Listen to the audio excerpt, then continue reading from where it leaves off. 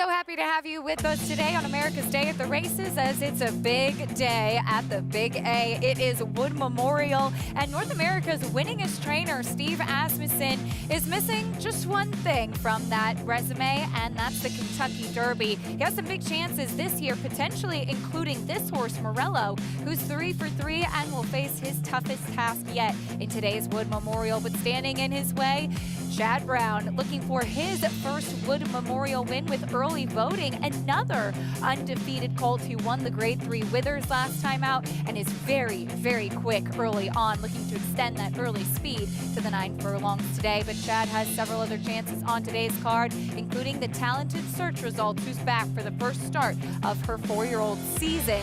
How exciting she was last year, and I'm sure has a lot more in store for us this year. All that and more coming up on America's Day at the Races, brought to you by America's Best Racing. For the love of the race, visit americasbestracing.net today. Thank you so much for joining us today. It's a day that we always look forward to here in New York, the final step on the road to the Kentucky Derby. I'm your host, Acacia Courtney Clement, as we will be joined shortly by Andy Serling. We'll talk a lot about the exciting action coming up today, as it's the 97th running of the Wood Memorial here at Aqueduct, taking a look at the fields of 8 3-year-olds going 1 1/8 miles on the main track.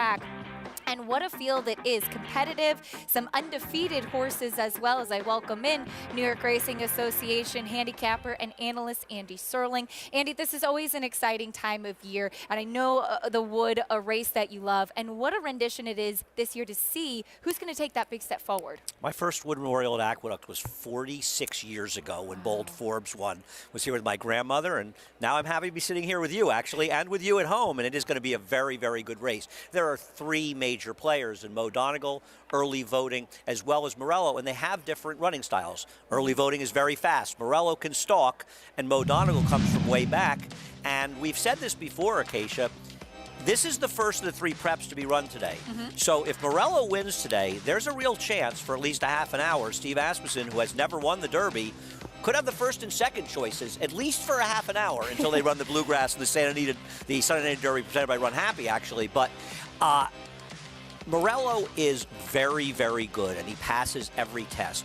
My concern with Morello is he's going to be the one who's stalking the speed of early voting. Early voting is very fast. He's going to have to come after early voting, whether it's somewhere around the 3/8 to the quarter pole.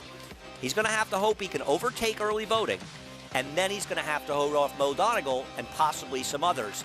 That could be a tough task. A tall order today, but he is 3 for 3, trained by Steve Asmussen, who also has epicenter on that Derby trail, as Andy alluded to. Morello's done everything right so far. It will be his first time going the distance today as well. He certainly seems to be enjoying himself in that hay net leading up to this Wood Memorial, fueling up for the big day, so to speak, as we'll take a look at what's on tap as far as our stakes schedule today here at Aqueduct. 6 stakes on the card, of course. That Grade 2 Wood Memorial, you can catch that race on NBC. But Andy, not just the Wood, all the races today came up salty, and especially the Grade 1 Carter. I agree. The reality of today is the biggest race on today's card is actually the Carter. It's a Grade 1. I mean, the Wood Memorial is one that has enormous implications going forward, and it doesn't take a back seat. But the Carter is a very prestigious Grade 1, and the Carter presented by Naira Betts, a very big race. Now, Speaker's Corner, he's been brilliant down in Florida. He's a horse who people think could be a contender in one-turn races against horses like Flightline. We'll see, because he is facing his toughest task yet today. There are multiple talented horses in this race. Speaker's Corner won his last 2. We're taking a look at the Gulfstream Park Mile. He won the Fred Hooper prior to that, both of those one-turn miles down at Gulfstream. He's looking for the first Grade 1 of his career, and he had been one right from the beginning that was touted as talented. It feels like now we're really starting to see the best of him. Is that good enough today? That's the question, and no disrespect to Fearless, who he drowned in here, who came back when he got away from Speaker's Corner with a very nice win last week at Gulfstream Park, but he's facing multiple horses that have the potential to be as good as he is. And so he's going to have to hope he's better than all of them. It's not like he has just one horse to beat like he did down in Florida. The water gets deeper. It's a Grade 1. And the importance of these Grade 1 races for pedigree, for breeding, they instantly are going to make a stallion out of the winner of this race, and particularly a Speaker's Corner, a first captain. This race could be worth $5 to $10 million for them. Well, another one coming off of a big last two races is Green Light Go, who seems to have turned the corner and found some of that form that we saw earlier on in his career. For more on this runner, we check in with the third member of our team, Richard Migliore. Richie, what do you make of Green Light Go and the resurgence we've seen recently? Well, I think a lot of the resurgence, Acacia, is the fact that he got back with Jimmy Jerkins. Jimmy did so well with him as a 2-year-old. He shuffled around between a couple of different trainers before landing back with Jimmy Jerkins, and he is in raging form right now. I like the fact that he's 2 for 3 at Aqueduct with a second. I like the fact that he's turning back in distance. I think he's such a big, robust horse. A lot of people had the idea that he wanted to go further. I actually think turning back intensifies his late kick. And as he showed as a 2-year-old in Saratoga winning his stake up there, he could sit the pocket. He could overcome adversity, and I think he'll be tracking from the inside, and I like him a lot. I love what I've seen from him physically. He's carrying great weight. He's fit. He's had good works coming into this. I think Green Light Go sits the trip. Green Light Go won the Stymie last time out with a big performance. He got a 101 Beyer speed figure for that allowance win. 2 starts back, and as Richie alluded to, Andy cuts back to 7/8 today. He'll have to run better than he did last time, but as you pointed out, his race 2 back makes him a contender, and I really think the 7 furlongs is better for him. Jimmy Jerkins has alluded to that before. Richie said the same thing. I like him cutting back a furlong, and I agree very much with Richie. I love the fact that he got back to Jimmy Jerkins, and he got back to that potentially shows a 2-year-old. It's got to be incredibly satisfying for Jimmy Jerkins. I'm sure. So a horse that definitely started out with such high hopes, maybe lost his way a little bit. We saw him running different barns, different distances, and he's back on track today. I want to remind everybody that you can play along with all of the action today with your NYTHA Bets account. Join, and you can earn up to a $200 deposit match bonus. New members can use promo code STAKES200 when signing up and earn up to a $200 deposit match right after your first deposit. Bet any track, anywhere, anytime, and join now at NYTHABets.com to get that $200 deposit match. We'll take a look at today's remaining races, which are presented by our friends at Claiborne Farm. We are joining you through race 2, starting here at the Big A. Races 2 through 7, 9 through 11, including all of those stakes. If you want to watch the Wood Memorial, you can go to NBC for that half hour. We will also be covering the action on simulcast. We also have Oaklawn Park for you this afternoon. Well, as we mentioned at the top of the show, that man right there, trainer Chad Brown, looking for some big results today. Search results, who was so good as a 3-year-old, back for more as a 4-year-old. We'll talk more about her after this on America's Day at the Races.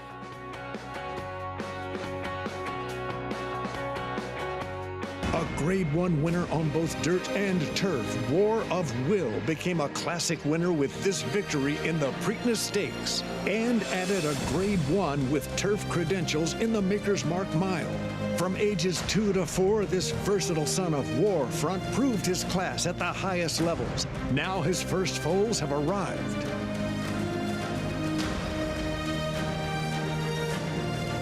War of Will, standing at Claiborne Farm.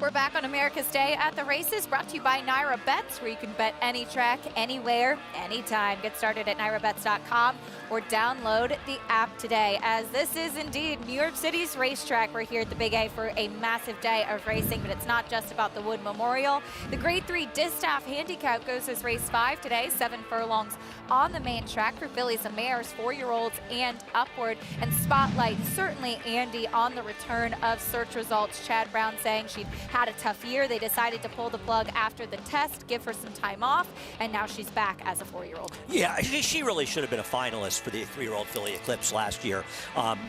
She wasn't, she should have been.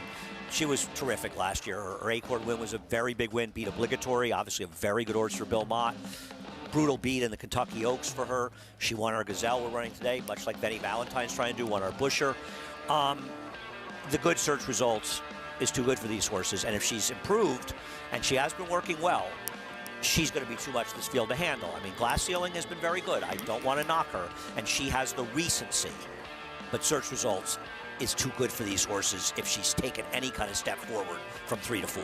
She came back to training down in South Florida at Payson Park, training with Chad Brown's string there. She's 4 for 6 lifetime, never been off the board. Grade 1 winner, as mentioned, and being just a neck behind champion Mala. Thought what a terrific 3-year-old year she had, and it is exciting to get the opportunity to see her race again as a 4-year-old. Owner Seth Klarman there in the winner's circle with her, and a special filly by Flatter.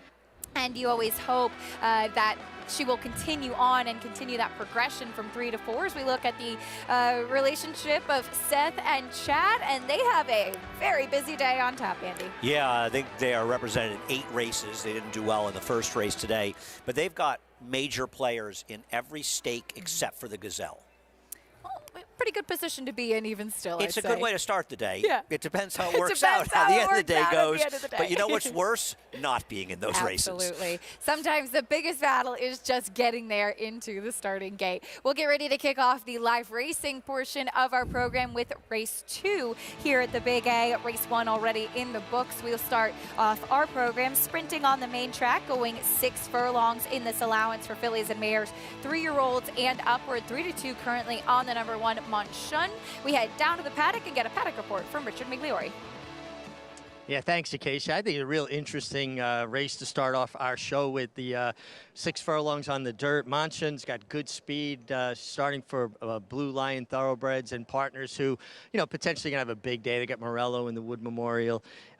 This filly's fast, and she has the rail, so that always kind of simplified things for me. You know, you usually got to go forward. But she could get some heat from the 4-horse Midtown Rose, and I'm looking at the 2 timed out, turning back in distance. Gosh, she's so dappled out, and her coat is so rich and hydrated, considering this is a filly that's been, you know, here and all winter. A lot of times this time of year, the coat really hasn't come back yet, but boy, she could not look any better. Was talking with her conditioner, Rudy Rodriguez, and he was saying she's got a very short run. I like the turn back for horses with a short run because they sit right in behind and just have to make one little quick run. And especially if Monshun gets heat from the 4 Midtown Rose, who looks quick on paper, looks quick here in the paddock, that short coupled, kind of heavily hind quarter type of horse. The race could set up well for timed out, but it really feels like the race is between the 1 Monshun and the 2 timed out. I think trips are going to tell the tale. All right, Richie, thank you. Who will get that trip? The number 1 Monshun came in off of a layoff and ran in the Cicada last time out. Andy, she's a heavy favorite right now. Well, she'll look to build off of that 2nd place finish. Can she move forward and find the winner's circle today? Yeah, I mean, she is the one that rates to have the better trip because she's the controlling speed on paper, whereas timed out really doesn't have much speed, and Jorge Vargas is going to have to make sure to ride her to be in the race a little bit. Monshun has run well in both her starts. Her maiden win was good. The horse who finished 2nd to her Morning Matcha is a player in the Gazelle later today, and she's run some good races. Last time out, I do think she had the benefit of running on a track that was very kind to forwardly placed horses with speed. So I think it dressed her up a little bit. She does get Lasix the first time because she's never been eligible to run with it. She ran as a 2-year-old, you can't use it. She ran a stake, you can't use it. I think one of the concerns, and you and I talked about it a little off camera, want to see Ray Handel get her to run 2 good races back-to-back. And she does have a real rival because I actually think that timed out is her equal, if not better, on her recent form. But she has a big tactical advantage. Timed Out is race 9 starts already. Monshun making just the 3rd start of her career. Will she find the winner's circle for the 2nd time today? Even money right now on the board as we get ready to kick off today's early pick 4. We'll talk more about this 2nd race at Aqueduct after this break on America's Day at the Races. Stay with us. Not going to lift the World Series trophy, but if you get lucky enough and you do your hard work and your homework in this sport, you can put yourself in a position to maybe hold that Kentucky Derby trophy.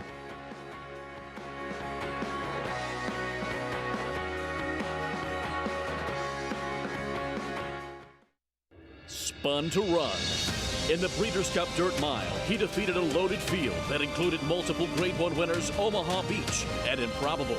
His brilliant speed figures were among the fastest of any 3-year-old at a mile or more. And he hails from the legendary Danzig sire line. Multiple graded stakes winner, millionaire, Breeders' Cup champion, Spun to Run, standing at Gainesway. Who are you betting on? How about an app created specifically for horse racing? NYTHA Bets. We specialize in thundering hooves, fist pumping, and boosting your bankroll with robust weekly promotions. And offer betting tips from actual horse racing experts. Bet all day and night, nationwide. Get the action and thrill of horse racing with NYTHA Bets. Start spreading the news. If you're looking to win in New York, then breed in New York. To War Dancer, the millionaire son of Warfront, and New York's #1 sire of 3-year-olds. Breed to a proven performer, the #1 second crop sire at the Saratoga meet with multiple winners at Belmont and Aqueduct. Earn double the New York Breeders' Awards and participate in the New York Stallion Series with $2 million in purses. War Dancer, proud to stand in New York. Visit wardancerstud.com. This season at Oaklawn, we've got more of everything. More of the top thoroughbreds in the world. More days of live racing. And the largest purses in our history. All at a completely reimagined Oaklawn. Come be a part of this historic season at Arkansas's only casino resort. Welcome back to America's Day at the Races. We want to remind everybody that you can play against your friends and fellow fans with the Showdown. It's a free-to-enter handicapping contest following the New York racing on our program. Place your picks now and watch your name climb the leaderboard to earn real prizes. Get started at NYTHABets.com, at NYTHA.com, /showdown. That's NYTHA.com/showdown. We get ready to start the live racing here at the Big A with race 2 on a fast main track sprinting. Kicking off the post parade, Andy with the 1, Monshun. Monshun is a controlling speed, the heavy favorite right now. A lot of ways the horse to beat. Coming out of the Cicada, we'll get some class relief today, but here's the #2, Timed Out, her biggest rival. Well, Monshun is going to be good at the 6 furlongs. That's a bit of a question for her chief rival, Timed Out, in here. I prefer Timed Out, but she's going to have to overcome the speed of the 1. We saw the 3, World Gone Wild, go by. Here's the 4, Midtown Rose. Yeah, Midtown Rose finished just behind World Gone Wild at Parks. She would have to hope that both favorites don't show up to get it done. Scratch the 5. Here's the 6, Fight on Lucy. If you're against one of the 2 favorites and you want to try to get somebody else in for second, I think it could be Fight on Lucy, who seems to show up and give a decent account of herself. Big price to the outside, A Will Away. She's occasionally run big races, but it's only very occasionally.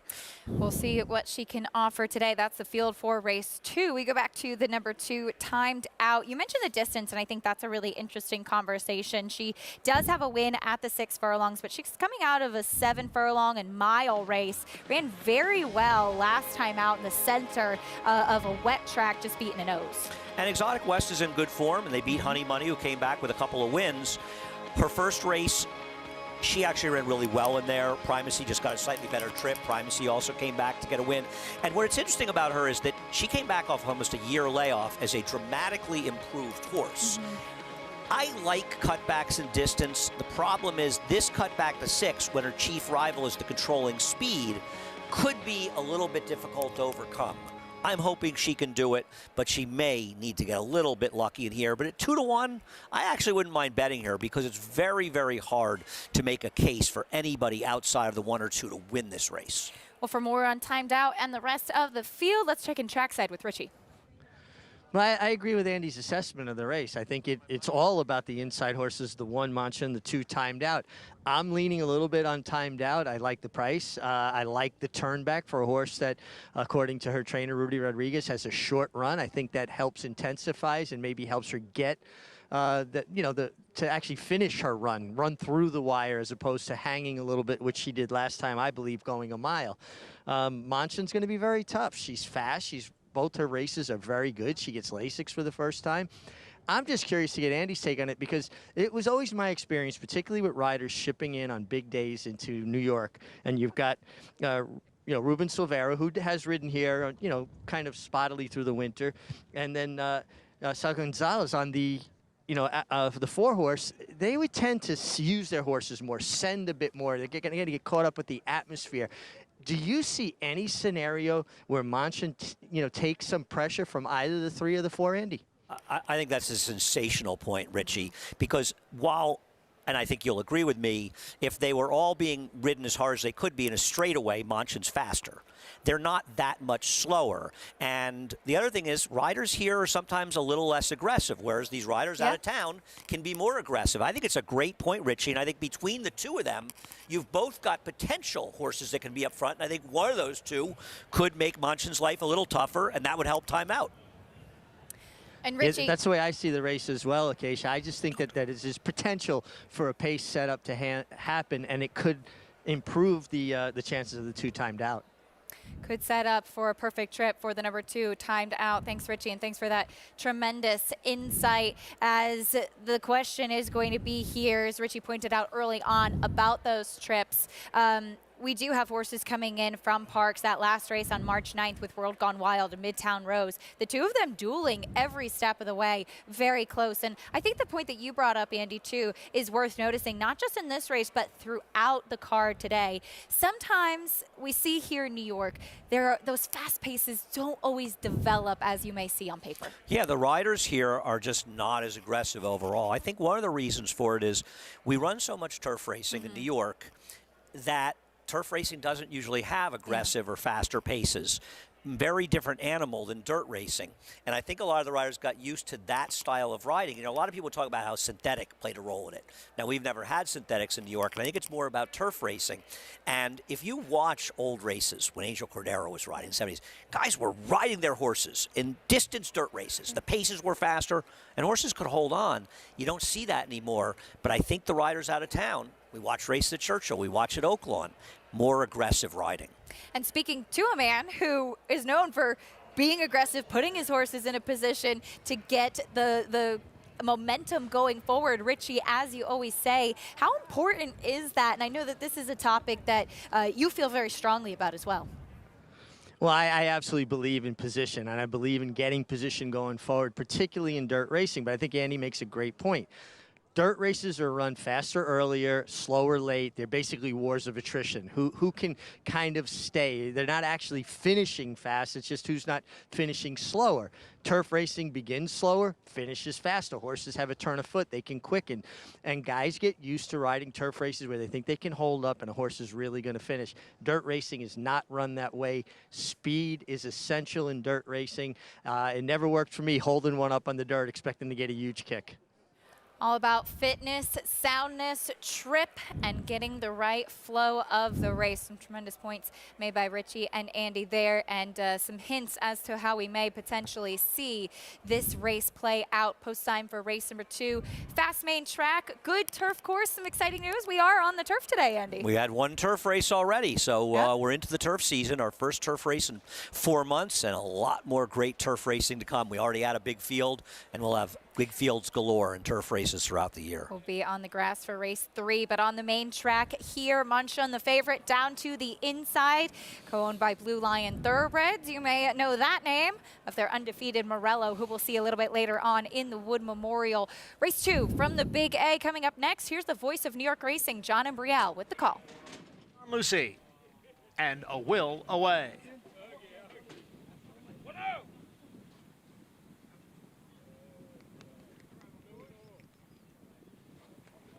there in the gate.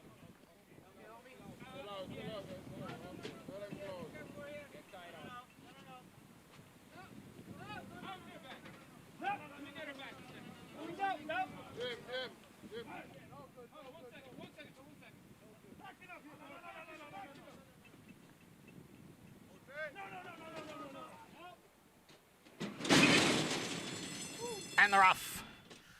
Midtown Rose going out for the lead, quickly joined by World Gone Wild. World Gone Wild takes over. Munchin and Midtown Rose, they are heads apart, second and third. They've got 2 lengths on A Will Away, who's racing in fourth, timed out down towards the rail in fifth, and Fight on Lucy is the trailer. It is World Gone Wild in front here by a length and a quarter, with Midtown Rose racing in second. Munchin has dropped back a bit at the rail. She's right alongside of A Will Away. The quarter went in 22 and 4. Timed out is in fifth, about 4.5 lengths from the lead. And farther back it is Fight on Lucy. The field is coming for the quarter pole. It is World Gone Wild and Midtown Rose. Munchin will need a way through. A Will Away is on the far outside. Half mile in 46 and 2. World Gone Wild and Midtown Rose. They are 1-2 with 1/8 of a mile to the finish. World Gone Wild on the inside and Midtown Rose on the outside. World Gone Wild is prevailing here. It is World Gone Wild. A front-running victory at 13-1. World Gone Wild over Midtown Rose. Another long shot here in race 2. A long shot indeed, and you heard Richard Migliori talking about how this pace could potentially play out. Andy, Ruben Silvera was aggressive from the gate, and it made every difference. No question about it. Once these horses made the lead, any chance that Munchin really had was removed because she's a horse that needs to control towards the front end. Now, she didn't run well at all. Timed out was awful. She made a little bit of a run at the end, but these 2 horses dominated towards the front end. It wasn't a particularly quick pace, but they were able to outfoot the others, and these 2 Park shippers ran 1-2. Jamie Ness has only won 1 race here in the last 5+ years, make it 2. World Gone Wild switched back to that left lead late on in the race, but didn't even matter as it was a replay of what we saw March 9th at Parks, finishing 1-2. World Gone Wild and Midtown Rose coming in from Pennsylvania. Aggressive ride, and it paid off. 13-1 winner over 24-1. Big prices in the top 2 in race 2. A photo for third will bring you prices and those full results after this break on America's Day at the races. Stay with us.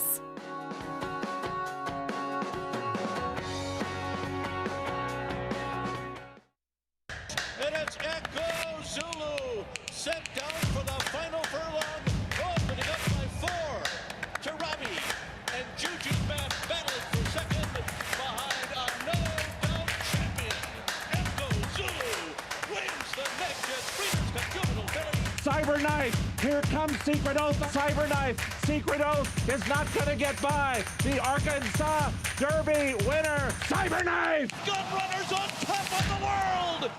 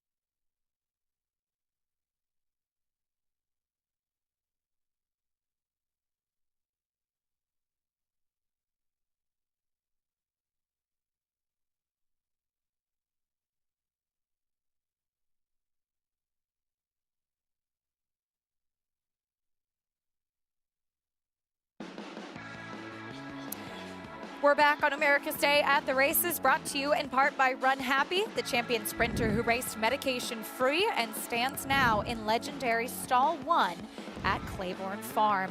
Into the winner's circle in race 2 at Aqueduct goes the 3 World Gone Wild. Aggressive ride by Ruben Silvera, and it paid off at a big price.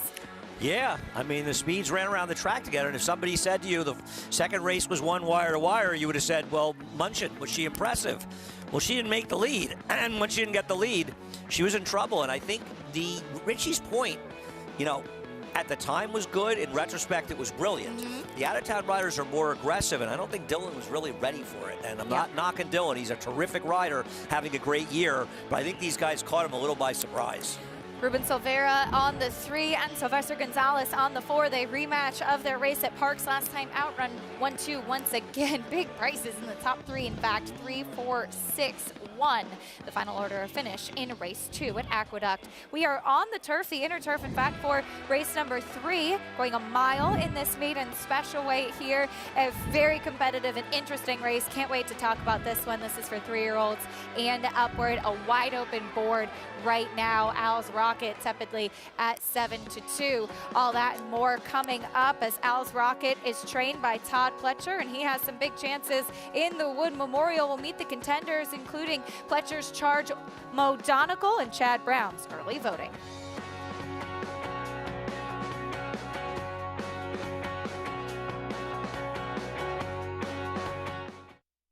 The ultimate accolade for a racehorse is to be named Horse of the Year. To be enshrined to the Hall of Fame is to achieve immortality. As a stallion, genetic immortality is defined in 2 words: breed shaper, plain and simple. 2-time Horse of the Year and Hall of Fame inductee, Curlin, is just that. Breed shaper, Curlin, the classic sire. How does horse racing support New York's economy? It's responsible for 19,000 jobs and more than $3 billion in annual statewide economic impact. These good-paying jobs support working families across the state and sustain thousands of small businesses both on and off the track. Horse racing in New York means jobs and opportunities now and in the future. We are New York horse racing. Boost your Kentucky Derby bankroll. The Derby Bankroll Builder is back at NYTHA Bets. Get $25 to bet the Kentucky Derby. Each week, you bet $50 to win on the selected Derby prep. Opt in at NYTHABets.com.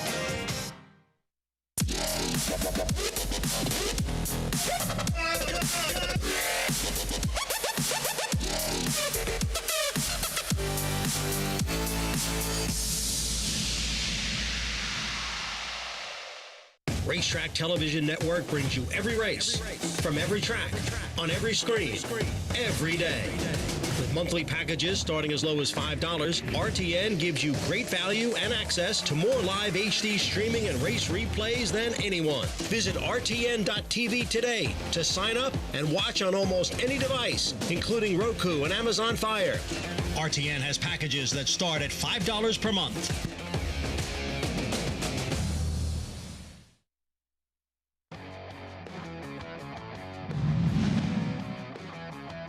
It is Vino Rosso in front.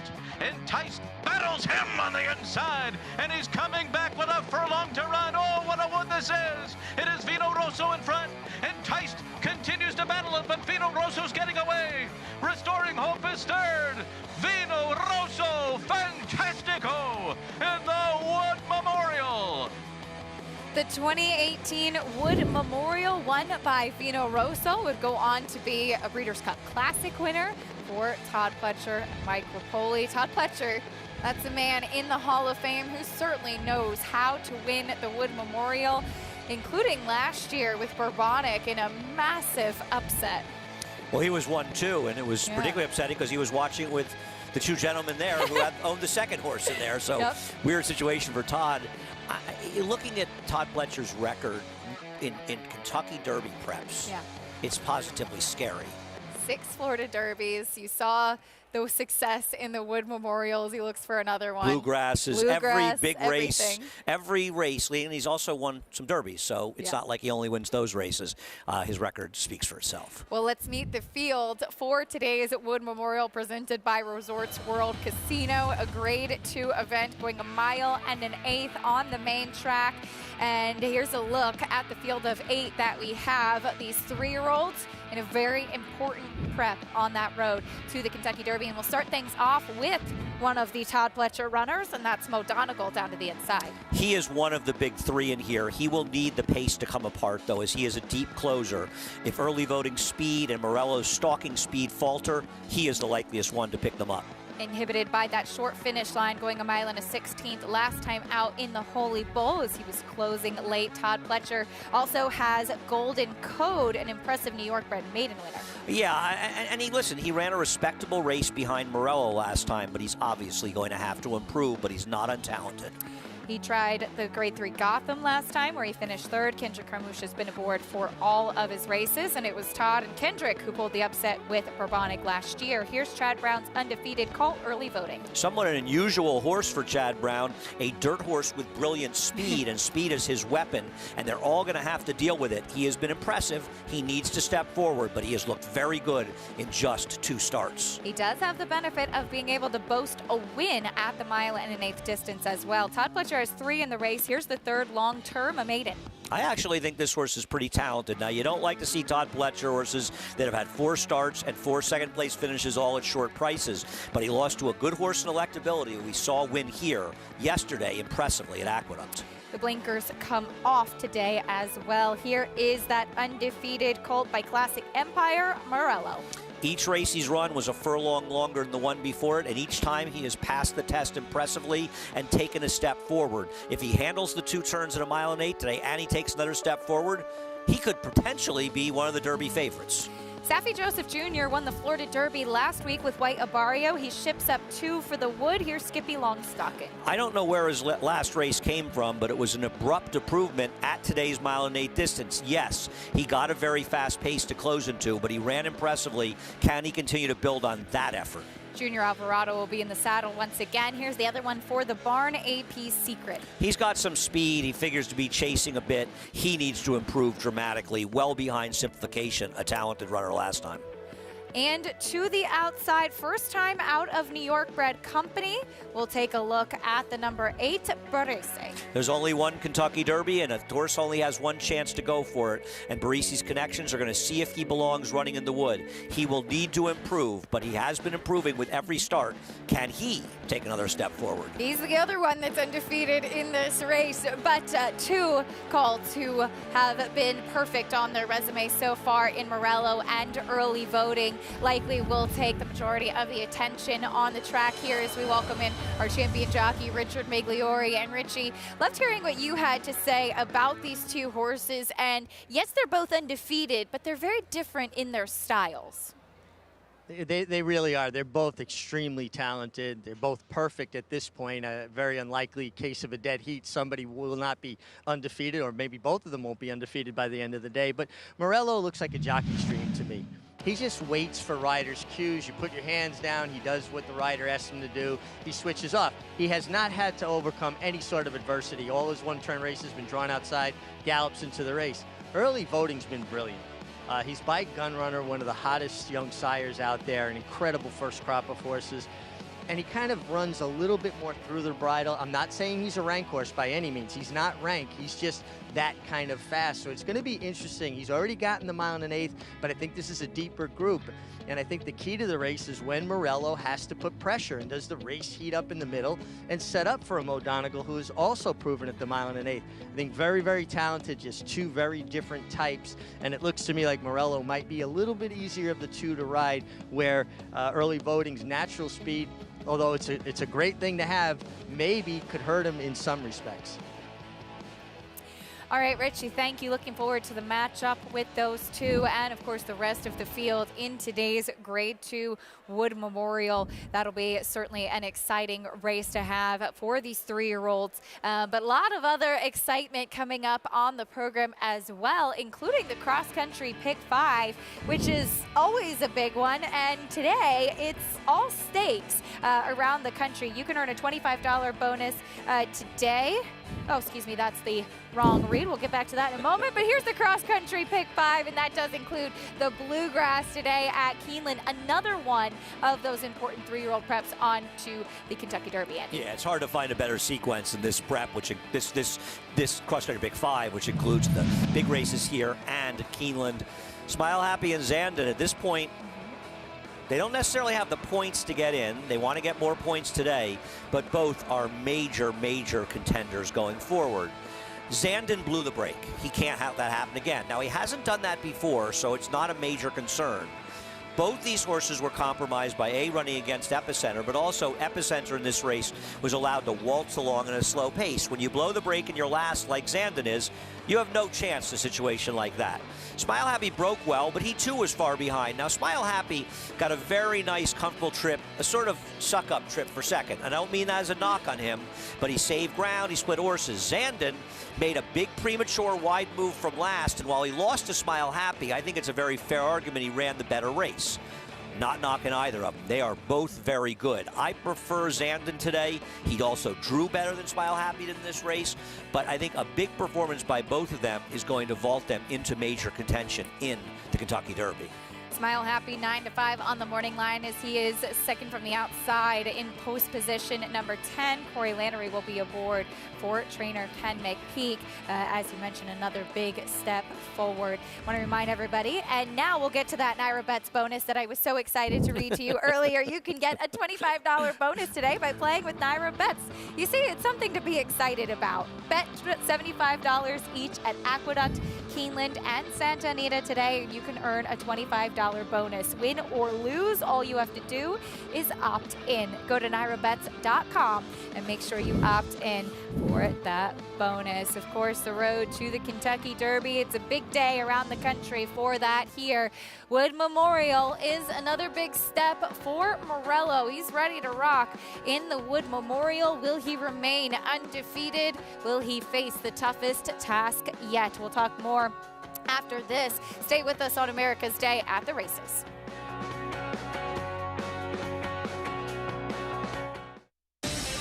Run Happy was at #1 second prop sire by graded stakes winners and earnings. Run Happy is represented by Smile Happy, the Kentucky Derby individual future pool favorite. A leading dirt sire and now with an exciting Kentucky Derby hopeful. Call Bernie Sams now and book your mare to Eclipse champion Run Happy right now. Run Happy standing in stall 1 at Claiborne Farm.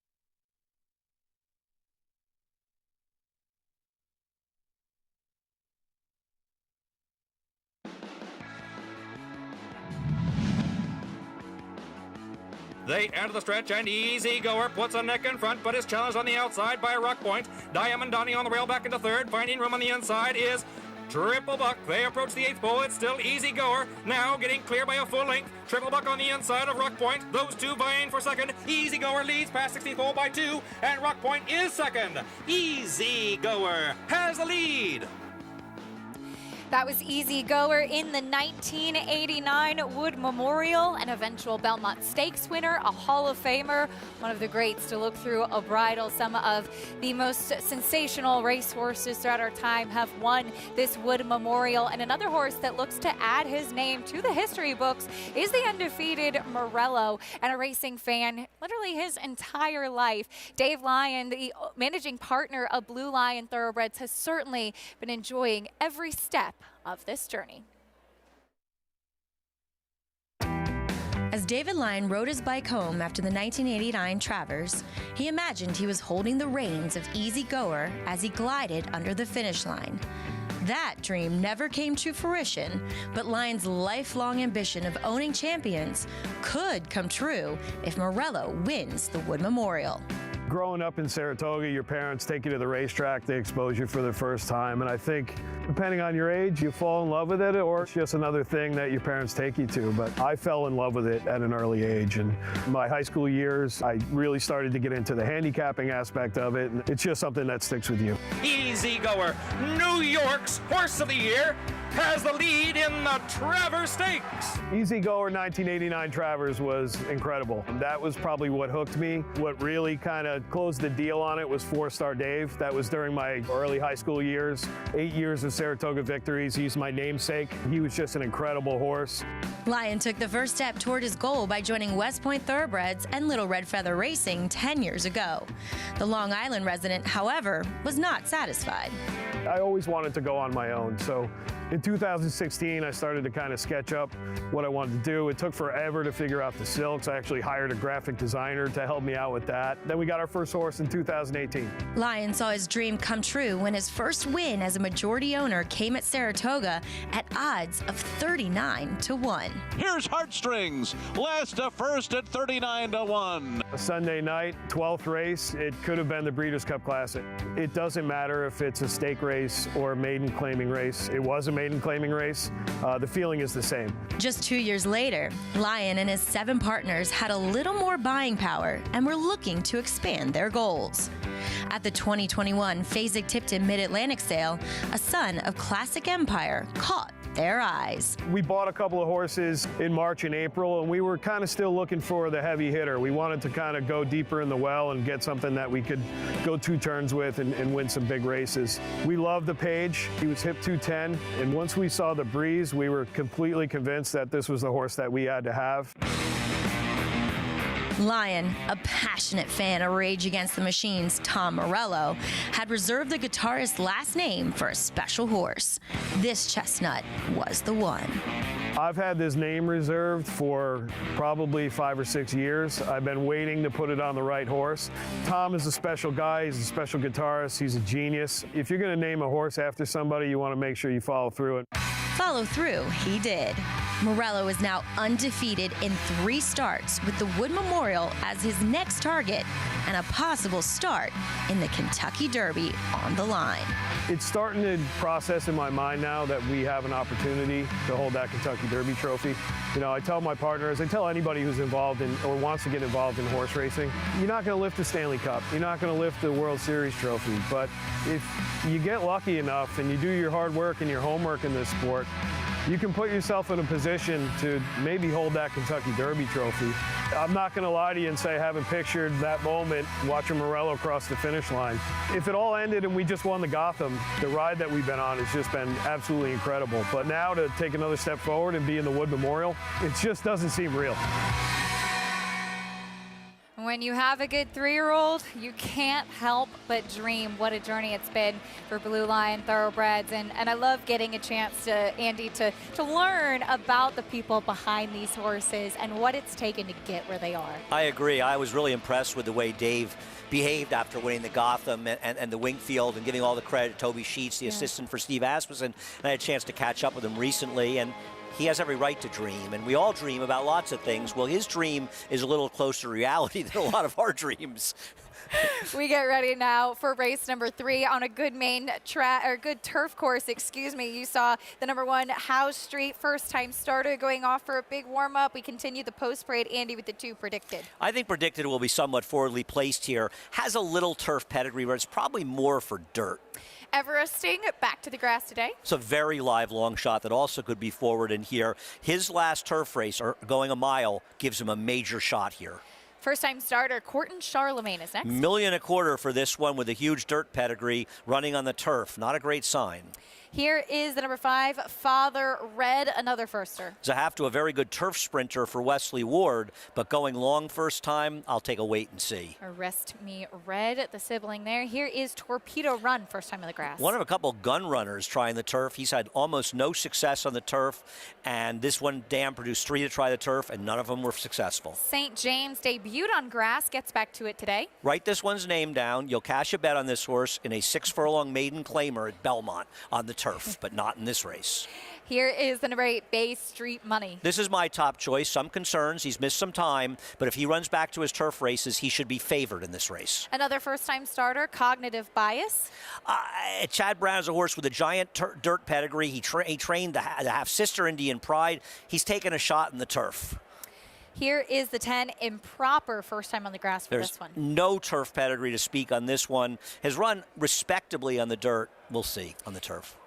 Here is next the current favorite, Al's Rockets, at 9 to 5. This horse is wildly overbet. It ran fine in some races on the turf as a 2-year-old for Todd Pletcher and gets Joel Rosario, a new gelding, but not a 9 to 5 shot in this race, just one of the contenders. And finally, a new face from Laurel Park. Here's Prince of Fenton. There's really no turf pedigree to speak of on this one. You've got some nice pedigrees in this race, but you don't have a lot of turf pedigrees trying the turf for this time. Did you uncover anything interesting, Acacia? I thought actually the 1 House Street you mentioned was taking some early money. The second dam was a decent turf listed winner in France, but was terrible in North American turf races. Well, this one is a half-2 turf winner, including Conviction Trade, who ran for the same trainer, Jorge Abreu, but also Equal Pay, a very fast dirt horse for Chad Brown and Klarovich.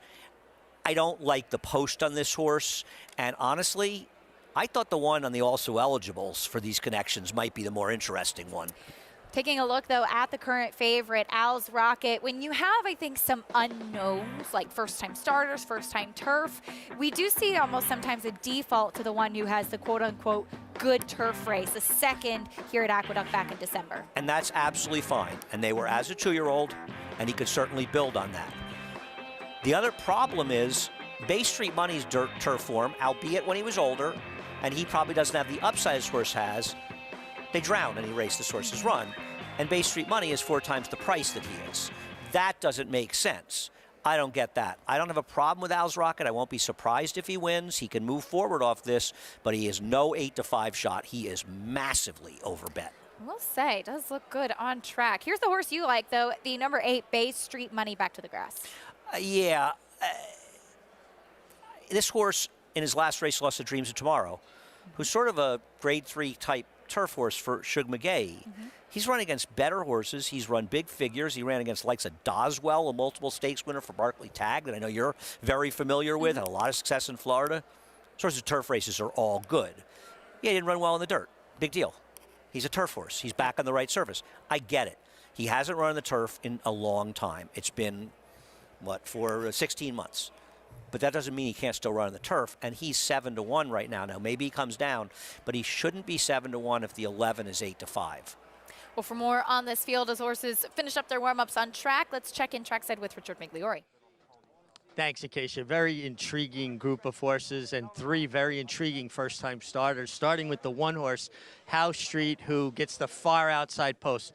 Do not like outside posts in 2-turn turf races, but I like the horse very much. He was very, very difficult first time out. Really, was trying to climb on the pony, trying to climb on the groom. Ultimately, he was scratched. Today, they kept the pony away from him. He was much less studdish, a lot more professional, a lot more focused. Trevor McCarthy came on the track and immediately galloped him off, got him away from everybody. He stayed very settled, was talking with his conditioner, Jorge Abreu. He says, he's got a lot of ability, and I like the fact that he acted so much better today than he did last time. I'm going to pick him. I hate the post position. Trevor McCarthy's going to have to work out some sort of a trip from that spot. Not an easy task. The 4, Courton Charlemagne, $1.25 million purchase by American Pharaoh. Beautiful horse. Talking with Christophe, I could see why he went for the money he did. Not only a pedigree, but a confirmation to back it up. Loved his walk in the paddock. A horse very purposeful. Really kind of acknowledging where he's very conscious of where he's putting his feet. Love the purpose that he walked with. Christophe says he really likes him, showing a lot of ability. He said he may be a little bit one pace. He's not quite sure that the mile might not be a little bit short for him, but he likes him and he thinks it's a great place to get him started. And then the Chad Brown, first of the 9, Cognitive Bias, smaller type, by gun runner. Very well balanced, lighter framed individual, acted extremely professional, is what you would expect from a top trainer like Chad Brown, the 9. But as much as I don't like outside posts, guys, I'm going with the 1, Howe Street, with post 12.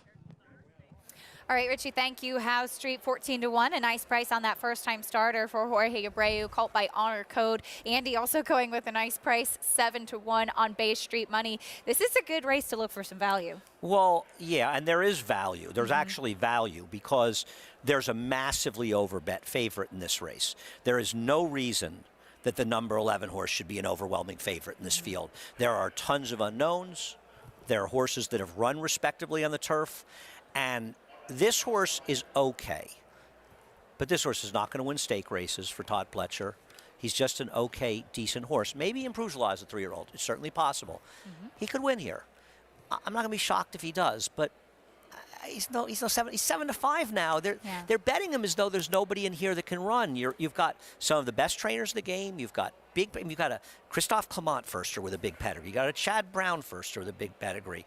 You've got Tony Dutrow trying the turf. You've got some horses that have run well in this race. You've got the horse that Richie mentioned, Howe Street, bad post or not. He has some pedigree, and we've certainly seen Jorge Abreu, who used to be an assistant for Chad Brown, win with first-time starters going along on the turf. Very good. So there are multiple unknowns, and you're betting the 11, you're basically saying, none of the unknowns are much, and he's going to improve a lot. Okay, all that may be true, and nobody will show up.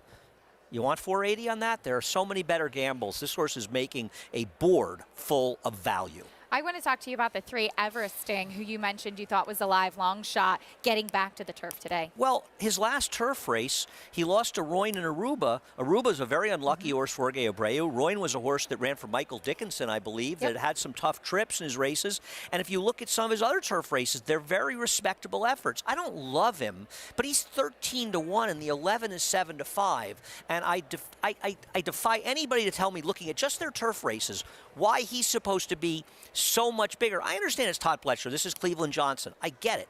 But this price, 14-1 now and 6-5, they're going hog wild for the 11. Let horses like this beat you because they will not win this race 50% of the time. They won't win it even close. We've got a big field here on the turf. You also have the number 2 Predicted, who's in the starting gate already. There is a lot of dirt pedigree on this one as well. Sweet Loretta, in fact, the full sibling, but this one gets on the grass for the first time for Tony Dutrow. And Sweet Loretta ran for Vinnie Viola. Trainer Todd Pletcher won dead heated in the spinaway and won, I think, the Adirondack, maybe? Or Skywardville or Adirondack. She's very good sprinting. Yeah, she dead heated with a Mark Cassie horse. Yeah. It was a dead heat that I wish that she had lost. But thanks. I'm sorry for bringing her name up, Acacia. Anyway, we'll hope to Things bring were you going some so well good between memories. We hope to bring you some good memories here in race number 3 on the turf here at the Big A. Here's John and Brielle with the call.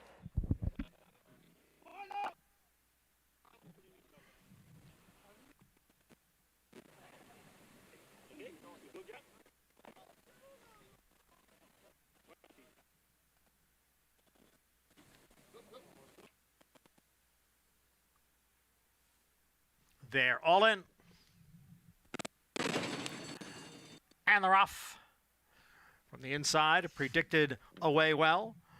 Father Red is there. And now moving up, Bay Street Money along with Torpedo Run. Torpedo Run goes on with it to take the lead. Bay Street Money runs in second and Proper's on the outside in third with Father Red down towards the rail and now racing in fourth.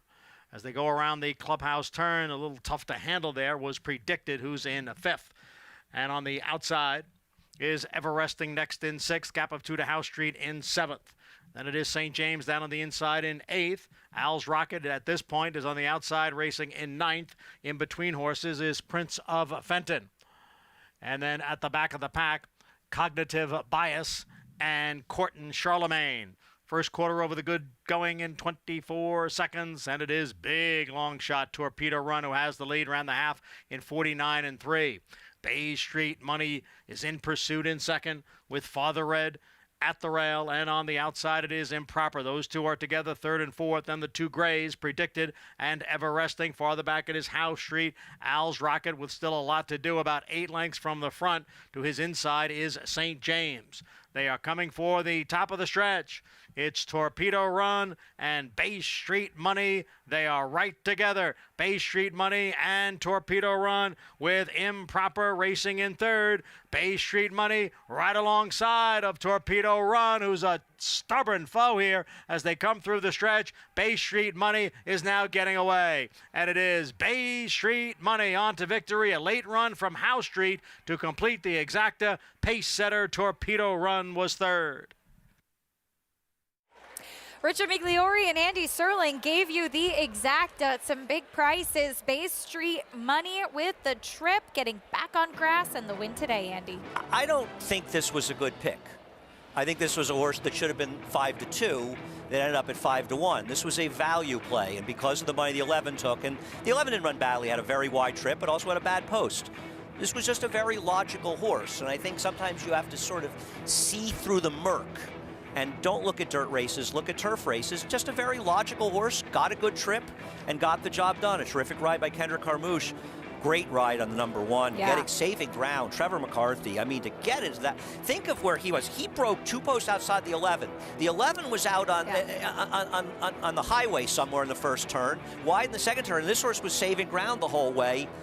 Excellent performance by House Street, first time out. And this horse was flying late, too. Managed to get up for second. 8-1, 6-11. The favorite, Al's Rocket, will settle for fourth. Over at Oaklawn Park, we get ready for the opener in Hot Springs, Arkansas. We're going 1 1/16 on the main track in this $10,000 claiming race. Currently, the number 5, Leader of Men. A reclaim for Robertino Diodoro is the favorite at 6-5. He's supposed to be stalking the speed of the 6 in this race, and frankly, I think 6-5 is a very fair price for Robertino Diodoro. Off the claim with routers dropping down, he's a very likely winner. He had this horse for 1 start prior back in October, dips back in once again today. David Cohen going to be in the saddle. They go into the gate for the opener at Oaklawn Park. We send it up to track announcer Vic Stauffer for the call.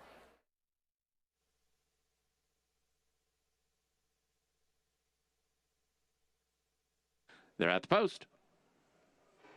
They're off. Slow start, Eagle Pass. Grand Design, It's My Bag Baby, and Barefoot Bootlegger. They go to the front. Leader of Men and Feudal are next. Then the slow-starting Eagle Pass, and the trailer is Casanova. Grand Design clears off at the clubhouse turn, quicker than It's My Bag Baby. Grand Design, 2 in front. It's My Bag Baby is second, 2.5 lengths to Barefoot Bootlegger and Leader of Men. Here's Leader of Men to put his white blinkers into third and 2.5 from the front. Those 4 have sprinted about 5 or 6 clear from Eagle Pass, who's now taken 5th. He's a half length in front of Feudal, and then 3.5 back to Casanova. They run up the backstretch, and Grand Design and It's My Bag Baby are 1-2. Grand Design, 3/4 of a length from It's My Bag Baby in second. Absolutely no excuse for Leader of Men. He is in the perfect striking spot, 2.5 from the front. It's another 2.5 back to Barefoot Bootlegger and Eagle Pass, and then 4 lengths last to Feudal and Casanova. They leave the backstretch, and Grand Design is still the leader. Grand Design, a 2.5 length lead. Now Leader of Men begins to run after him. Here's Eagle Pass running a very big race after that slow start, and Isaac Castillo has Eagle Pass up into third and only 2 from the front. 3 back to It's My Baby, and Leader of Men is the leader at the top of the stretch. Leader of Men, a 2-length advantage on Grand Design and Eagle Pass second and third. Then comes Barefoot Bootlegger. Leader of Men has the lead. Eagle Pass is continuing to chase him in second. Then comes Barefoot Bootlegger and Feudal. Leader of Men, Eagle Pass trying to forge on by. Feudal is in the game as well, and so is Grand Design. Eagle Pass, Leader of Men, Grand Design, Eagle Pass, Leader of Men, Eagle Pass. First Oaklawn win for Isaac Castillo. Eagle Pass beat Leader of Men. Close for third between Feudal and Grand Design. Well, congratulations in order for jockey Isaac Castillo, his first win at Oaklawn. Eagle Pass for trainer Scott Becker, able to run down the favorite Leader of Men. Not easy to run down Robertino Diodoro at Oaklawn, but he stalked and no excuse. Should have got the at it done.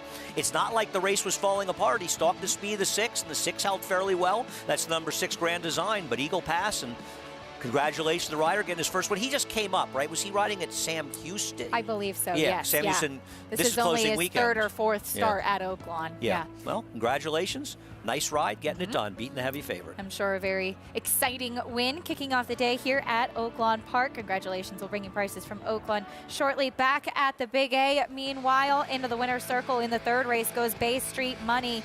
Kendrick Harmouche aboard for Rob Atras, and he will get his picture taken today. Yeah, this was just, I mean, this was a very logical horse winning, and I think sometimes in these turf races especially, people get confused by dirt form, and he hadn't run well in the dirt. But if you just looked at his turf races, he was clearly the best of the ones that had run. And he should never have been 5-1, while the number 11 was 6-5. And 11, by the way, ran well with a tough trip, finishing 4th.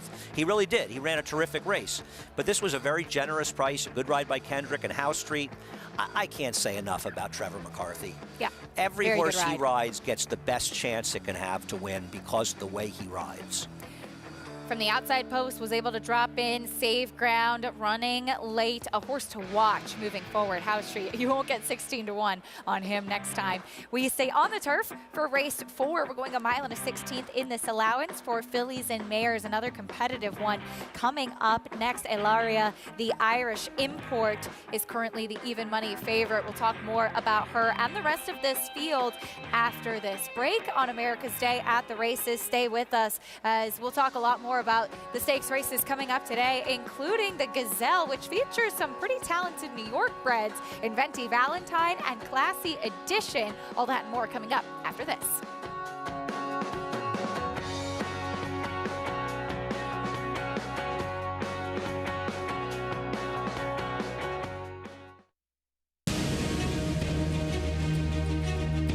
Precocity.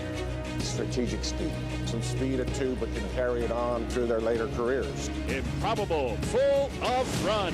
Improbable, now a Grade 1 winner. It is a complete runaway, an authoritative run. It's Improbable to win the Whitney.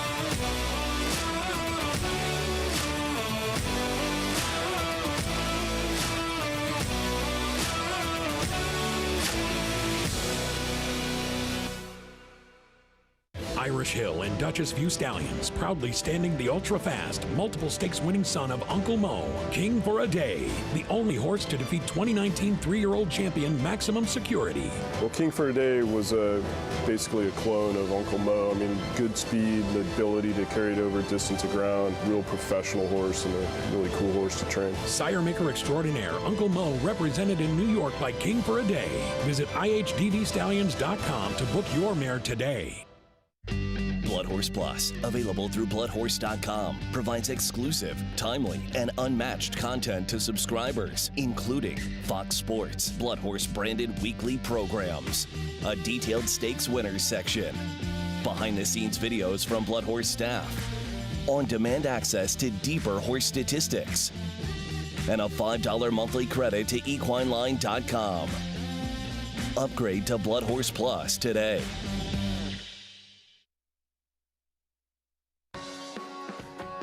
We're back on America's Day at the Races on Fox Sports 2. So happy to have you with us. We owe you some prices from the opener at Oaklawn Park. The heavy favorite was beaten by the 3 Eagle Pass. First Oaklawn victory for jockey Isaac Castillo, getting the right kind of trip. Congratulations to him and running down. And honestly, the speeds held together fairly well. No excuse for the heavy favorite from Robertino Diodoro, but congrats to the connections here as Eagle Pass gets up at the wire.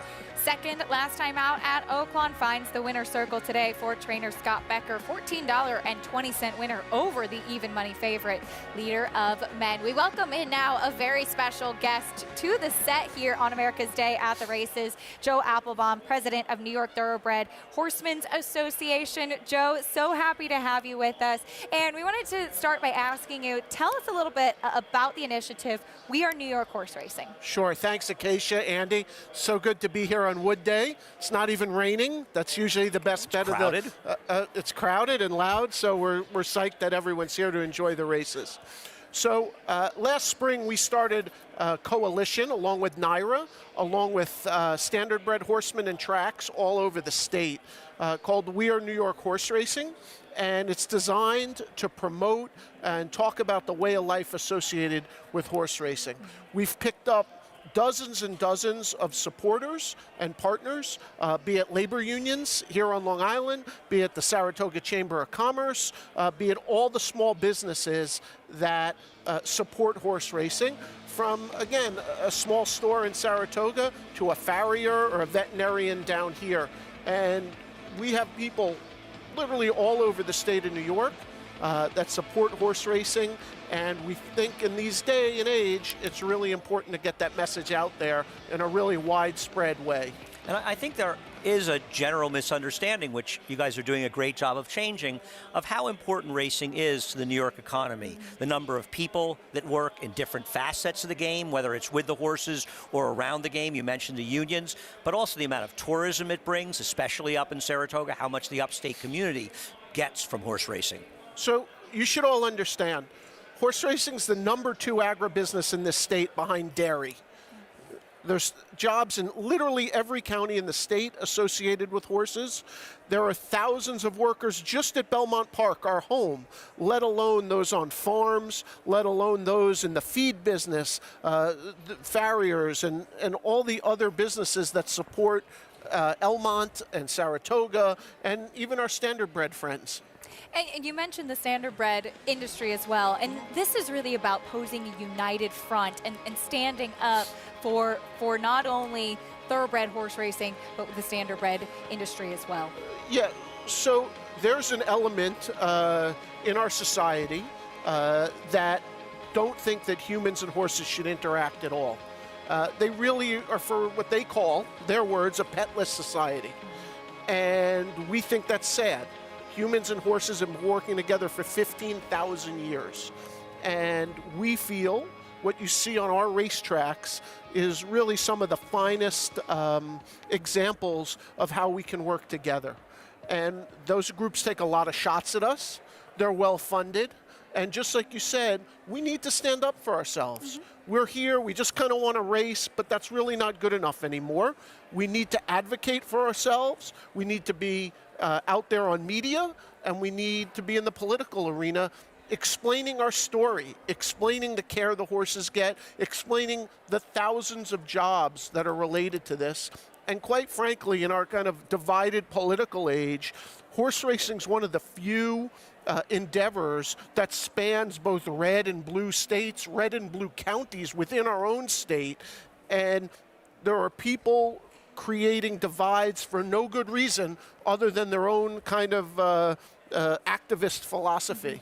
And I think that's really important for us to speak the truth to that. And it's a good point, because I can say at the racetrack, it's one of the few places I can say for sure that people on both sides of the fence get along perfectly. Very true. They actually get along here. 100%. It actually shows what's possible in this country. I don't want to be too much of a crazy track booster, but it shows how in America we can come together around shared experience. And this is something that combines the city and the country and different ways of life in the way that very, very few other endeavors can. Well, horses have done so much for every one of us in different ways, similar ways as well. And horses are an incredibly important part of so many of our lives in a positive way.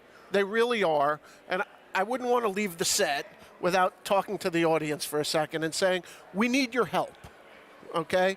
If you live here in New York, okay, we'd like you to activate and contact your representatives. And the best news is we're going to make it easy for you. You can see on the screen, nyhorseracing.com, /take action. But if you just go to that website, nyhorseracing.com, we have a simple tool. You sign your name, you put your address in, and an automatic email goes out to key legislators in this state, including the governor, okay, including leaders of both the Senate and the Assembly, people that are going to make a difference. And we want your voice heard. We assume you're watching because you're a racing fan, right? Other than Andy's mom, everyone else out there is a racing fan. She's even given up on me. Exactly. So if you love the game, if you want to see it continue, if you want to see these guys every Saturday or every day just about, if you want to see racing, we need your help and support. And the easiest way to do that is to go to that website. Joe, cannot say thank you enough. And I've done it. Couldn't be easier. We really appreciate you joining us today. I'm just glad we finally got a good handicapper up on the set. I should leave and let you do the rest of the show. As Andy said, horses have given us the world, and we hope to continue carrying on that tremendous career lifestyle that we have in the sport of horse racing. There's a look at the race number 4 favorite, Ilaria. We'll talk more about her and the rest of the field after this break.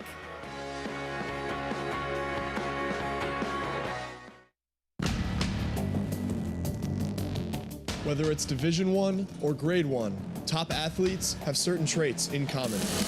Speed, strength, class, versatility, and most of all, willpower. Claiborne Farm Stallion, War of Will, was a Grade 1 winner on both dirt and turf. Now, his first foals are taking the field.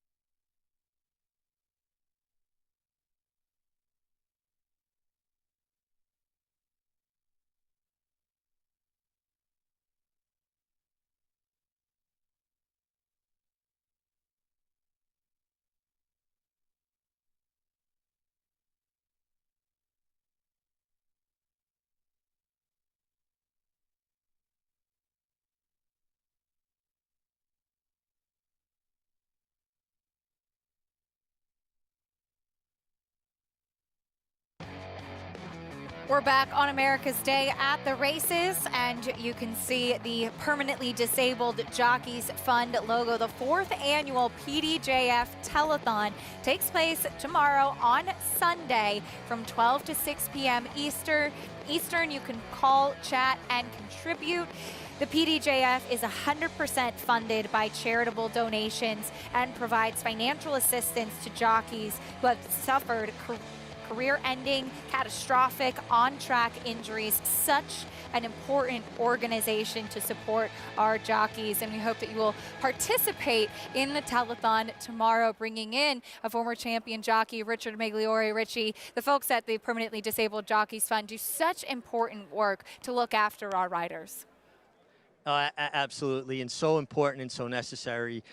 Key component spearheaded by Nancy LaSala, who works tirelessly putting together all of these fundraisers, different events to raise money, the riders themselves sticking up for other riders. You know, you think about the autograph signings, the karaoke, the basketball games, anything they can do to raise money. Right now, the Permanently Disabled Jockey Fund cares for just about 60 riders that need their aid. Riders that, you know, unfortunately went out there thinking that they're going to go out to win a race or have a good day, and then didn't make it back to the jockey's room, wound up in the hospital. We saw a case yesterday. David Cabrera, leading rider at Oaklawn, went out, had an accident. He's in the hospital. As a rider, you know you're going to get hurt. It's not if, it's when and how bad. And it's nice to know that you have this safety net with the PDJF and your fellow riders looking out for you. We're all a big family, sometimes a dysfunctional family, but we all look out for each other because we all know how dire circumstances can be. Richie, thank you. We hope that you will support the PDJF telethon tomorrow, a tremendous cause, and as Richie said, so important to look after our own. Yep, and obviously nobody knows really better around here than the MIG, who it just felt, and Richie and I have been friends a long time, he took more than his share of spills. He's also about as tough a person as you'll ever meet. Back continuing on with our live racing, we are on the turf for race 4, mile and a 16th in this allowance for fillies and mares. And taking a look at this field, a very competitive one as well. We'll talk about the 1A, part of the entry for Chad Brown, Clary-Rich Stables investment strategy. Had a nice win last time out at Tampa. Yeah, I mean, this is a 2 for the price of 1 from Chad Brown, so the public won't be able to resist them, and they probably should. Because the reality is the investment strategy, who ran a respectable race first time out, did not run nearly as well despite winning in her second career start. And this performance at Tampa is not going to get the win here. Now, one of the reasons Chad Brown is the best trainer in the country is his horses will improve. And that's the truth of any very good trainer. But she needs to improve, and her stablemate, the One Dream of Change, she's a Euro who's never been on the turf, who can't get out of the gate, so she's a total wild card. Now, I won't be surprised when these horses run well, and you never are for Chad Brown, but they're not great favorites in this race. And I think there's better horses to play here. The Euro from Christophe Clement that's taking money. Ilera is dangerous, and I'm very interested in the horse off a long layoff for trainer Belmont, Miss Topperado. Miss Topperado broke her maiden back in December at Gulfstream. From my notes from that day, as I saw her in 2020, loved her getting on the turf, though mentally she wasn't completely there. And you could see that she was still a little bit green in that race, but you could tell there was just a lot of raw talent. Yeah, I mean, the layoff is a concern, but Mott hasn't won off these layoffs, but he's had horses run well in the past. Here is the other part of the entry, Dream of Change. The Irish bred stumbled really badly out of the gate last time. Yeah, if she can find a way to get out of the gate cleanly, she'll run better. The question is, we just don't know what she'll do on the turf. It's rare to find Euros who've never been on it. That maiden winner we just looked at, investment strategy, is next. She's okay based on her first start. I didn't like her last race. She's going to have to improve. Here is Miss Topperado, 5-year-old mare now. She's my choice in this race. I think she goes light to the lead from Junior Alvarado in here and has a chance to wire this field. Irish bred Elara comes in her first start in the U.S. Christophe Clement's numbers with European shippers are not great, but this one is good, and I think she's the horse to beat. Second time in the U.S. for the number 4, Ready to Venture. She's taking no money right now, so if you like her, you should play her, but I thought she beat a very subpar field despite her buyer figure. Third last time out at the fairgrounds. Here is the 5, Giggle Factory. Last we saw her in New York, she was in great form. If she can reproduce that form, she's a player here. Coming off of a second at Tampa. Here's Game Theory. I believe in game theory, just not the horse. She gets back on the turf the first time in quite a while. Here is the number 8, Timeless Journey, the other one for Christophe Clement. She's not impossible for Christophe, and once again, you're getting Trevor McCarthy on the turf, and he gives her the kind of ride he gave her last time.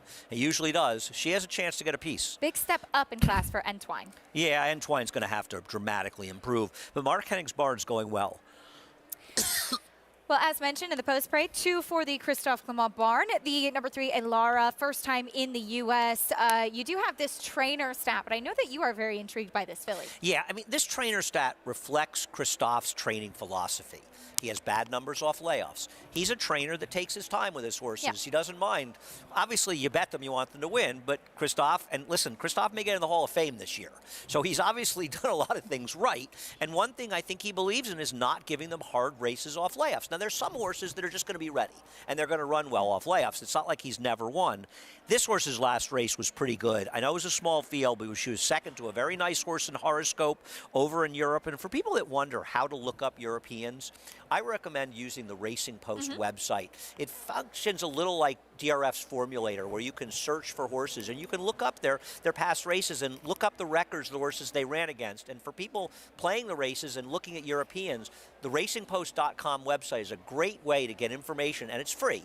And you can get yourself a little more educated than the Europeans. I know you use it, and I use it. Oh, absolutely. That's exactly what I did for these European runners in here. Horoscope trained by Aidan O'Brien. That was a Tom Magner horse who was in relatively good form at the time. Went on to be group placed after that race in Ireland. So a layoff, first time in the U.S. A lot of unknowns here, but a filly who's been training well down at Payson Park. For more at on the rest of this field, we'll check in trackside with Richie. It's just so great to have turf racing back. It just adds a whole nother level of intrigue and another level to the handicapping conundrum, turf racing.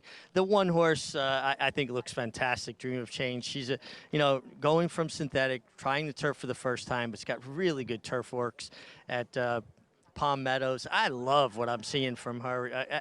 Chad Brown's got 2 in here. From a physical perspective, I prefer the one, Dream of Change. The 2 horse, Miss Taparado, boy, she's sporting her Florida tan, coming down from Payson Park, broke her maiden on turf last time at Gulfstream, won by a neck. I don't think the margin of victory is indicative of the effort. She won quite easily, very confidently handled that day by Junior Alvarado, who rides her back today for Hall of Famer Belmont. The 3, Elara, for Hall of Fame nominee this year, Christophe Clement. She's ultimately my pick. You want to talk about a filly that's cat-like in her movement. She's so lithe on her feet. Just I love the way she looks, very fit. And I think her body shape will really handle the 2 turns here. She just seems super athletic. I really like what I'm seeing from her. And the other Christophe Clement, the 8 horse, is also making a nice impression. Christophe, again, we're talking about world-class horsemen. His horses look good. Timeless Journey. Going to have to work out a trip, but we saw Trevor McCarthy, the way he rides the turf. His thought process is always thinking inside and getting position to save ground, and that's how you win turf races. Really like the ride the last race, but that's something that Trevor does on a consistent basis, guys. Couldn't agree more, Richie. Great ride in the last race by Trevor McCarthy, who had a really strong winter being based here in New York. Trevor's a very, very thoughtful rider, and when we had a track bias, he was on the rail every race.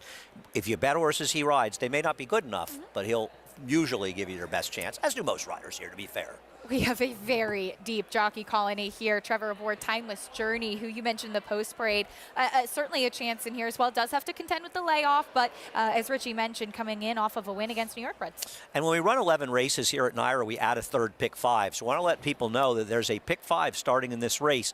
And since we don't run it very often, it's a mandatory payout. So if for some reason only 4 or 5 are hit, we'll pay out 4 or 5. But we have a pick 5 starting in this race, and it's really a terrific sequence where you've got the 2 stakes. A lot of people may lean on search results. We've got a one open claiming race in the 6th race, but then you have the Danger's Hour on the turf, and it closes out with the Wood Memorial. So a good way, if you like somebody in the Wood, to maybe try to get live to that horse in this extra pick 5. Great sequence that kicks off here on the good turf course. That extra mandatory payout pick 5 pool growing there. Let's go back to the number 2, Miss Taparado, who you like and will be your pick. This mare by Tappet comes in first start since December of 2020, Andy, but she's 1 for 1 on the grass.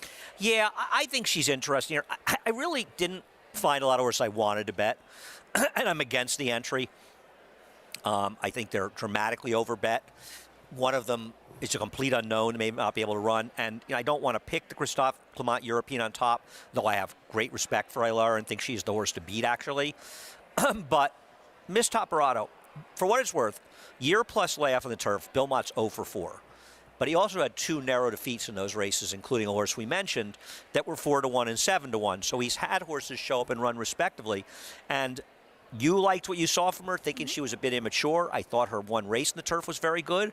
And I also look at this race, and I don't see a lot of horses that have any particular speed, and she's drawn towards the inside. She could be in a position to lead this field on a very merry chase. And when the rails are down on the outer turf course, our new turf course here, is very beneficial to be on the rail. The first race we ran today before we were in the air, first 2 finishers spent the entire race on the rail. This horse probably never leaves the rail, and she may get a very beneficial trip. She has an interesting pedigree, too. She's by Tappet, the Damn My Conquistador. She actually was a one-time turf winner. She won the Grade 2 Summer against the boys in her first start. She also won the Alcibiades against fillies with one of the most overrated trips of all time. Everybody was talking about a bad trip she had. She had a perfect trip on synthetic. And I feel like she was a short price in the Breeders' Cup Juvenile fillies, but didn't run well. Yeah, yeah. She was. But she did some good things throughout her career. Yeah, no, she was a very, very, very talented horse. And this horse has a gigantic pedigree. I imagine they paid a lot of money for her. The best thing if you buy horses for a lot of money, when they turn 5, they no longer print their sales price in the PPs. Yes. So you've got that horse that's kind of mediocre and cost a fortune. Once they turn 5, they torture you for 2 or 3 years, but eventually it disappears. They'll just keep reminding you during that time. 1.3 million as a yearling. Right, that's right. Now to be fair, she's a mare, so she has extreme value as a brood mare. So they could have retired her and bred her to somebody and sold her in foal for probably in excess of $500,000. They've decided to keep her in training. Maybe that's a good sign. We'll see what she has to offer today. The entry now 3-2. Of course, you have top class connections in your corner with this entry. It's 2 for the price of 1. But as you mentioned, if you are not sold on one of these 2 horses, it's a good opportunity to look for elsewhere. Yeah, this entry is overbet. It's the curse of success. And when you're somebody like Chad Brown, you've had the success he has, and he's had success with these horses for Clarvich Stables, they're getting overbet. And the reality is he produces at a very high level, but I don't think this entry is good value at 3-2. And only one of them can win, and the 1A is a total wild card, and the 1A is okay, but no superstar. Entry, a short price at 7-5. Some other very talented fillies and mares and potentially ones on the upswing in this field. Race 4 on the turf, 1 mile and a 16th here at Aqueduct in this allowance race. Again, kicking off that mandatory payout. Pick 5 right here. Good luck if you're playing. We hope you are. Here's John Embrial with the call of race 4.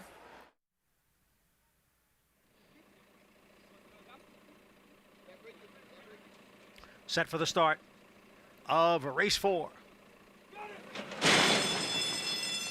And they're off. It's Giggle Factory and Investment Strategy. Towards the inside, Miss Tapparato now moves up. Giggle Factory, Miss Tapparato, they are 1-2. Then it's the entry, Investment Strategy and Dream of Change.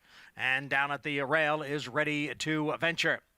And on the extreme outside, it is Game Theory, who's racing in 6th. On the inside, Elara next in 7th, followed by Timeless Journey in 8th, and Twine is the trailer in 9th. They've reached the backstretch through a quarter in 24-4 over the good turf, and it is Giggle Factory in front here by 2 lengths. Miss Tapparato runs in 2nd. It's another 2 to Investment Strategy in 3rd by a little more than a length. Ready to Venture coming through now on the inside of Dream of Change. They are heads apart 4th and 5th. Game Theory races in 6th. Timeless Journey now moves up a spot from 7th. Then Entwine and Elara. Half mile in 50 and 2/5 seconds. It is Giggle Factory setting the way here. Giggle Factory by a length and a half. Miss Tapparato still tracking in 2nd. Then on the outside, it's Investment Strategy in 3rd. Ready to Venture down on the inside is moving up now from 4th. They're getting closer now to Giggle Factory. Ready to Venture has moved into 2nd. Then Miss Tapparato, Investment Strategy, far outside. Elara has advanced now into 5th down at the rail. Giggle Factory trying to hold on here for another 1/8 of a mile. Challenged by Ready to Venture. So it's Giggle Factory and Ready to Venture. Giggle Factory with something left here in the stretch. And it is Giggle Factory to take them wire to wire at 11-1. The prices just continue on this Saturday at Aqueduct. Giggle Factory able to dictate every step of the way under Dylan Davis. This race was won by Dylan Davis. When Junior Alvarado foolishly gave up the lead with the main speed on the number 2 and came off the rail, something you don't want to do, Dylan understood the rail is the place to be, and that's what won for this horse. She's a nice horse, she's in good form, but this was a great ride here on Giggle Factory, and she got back to that good form, and the others just weren't good enough. She might have looked a little cheap on paper, but she was good enough, and she took advantage of the racetrack. Congratulations to Dylan, Tom Albertrani, and I'm even happy for my friend Rob Masiello. Oh, that's saying something very nice. It's you know Rob, he's tough to be happy for him. Truly one of the good guys in horse racing. Congratulations to Rob. 11-1 winner, Giggle Factory, wiring the field here in the 4th. 5-4-3-1A under the line in race 4 at Aqueduct. Dylan Davis and Giggle Factory. She had that recency too, a race off of a layoff, finishing 2nd down at Tampa. Able to come here, use that fitness and the natural early speed with an aggressive ride by Dylan Davis, paying off to get her to the winner's circle. Dylan Davis, the winter meet champion jockey. Yeah, no, Dylan had a tremendous winter here, and he's continuing to ride well. And this was really a smart ride, taking advantage of the racetrack. That's what Dylan has added to his repertoire. If you wanted to give him a knock in the past, he wasn't that aggressive. That changed this winter. And in this situation, he won this race. He took away whatever chance the 2 had, and he gave this horse her best chance to win. She delivered after that, but he did everything right to get there. We'll bring you prices in a little bit. We turn the page, though, and head over to Oaklawn Park. 6 furlongs on the main track for race 2. It's a maiden claiming for $30,000. Fillies and mares, 3-year-olds and upward. Taking a look at the field, currently the number 7 Autostrada is 9-5. As Richie mentioned a little bit earlier, unfortunately, David Cabrera was involved in a spill yesterday. Isaac Castillo will climb aboard Autostrada here, and our thoughts with David. His agent, Jose Santos, has been keeping us updated, and we'll get an update from Gary Stevens live at Oaklawn a little bit later in the show. Isaac picking up the mount, though, on the favorite, Andy. Yeah, and she is the horse to beat in this race. I have no problem with that. I like turnbacks. For where Steve Asmussen has had some decent success at Oaklawn, turning back maiden claimers like this horse. We'll see. I think she's very, very logical in here. I think you'll see some speed from the number 2 Milana and the 4 Tropinka. I can't bet the 6 Rio Lady, who's a second choice. She's moving up in company after getting an absolute dream trip last time out. It says traffic quarter, baloney. She could not have gotten a better trip and a better ride that day by Tiago Pereira. I don't like her chances. Maybe I'll be wrong. 7, and maybe you throw in one of the speeds, the 2 or 4. I would probably prefer the 4 because she's more lightly raced. The number 4 Tropinka for Doug Anderson coming in, showing some speed last time out in a maiden 40,000, back here to the 30,000 today. The number 6 Rio Lady. It's interesting.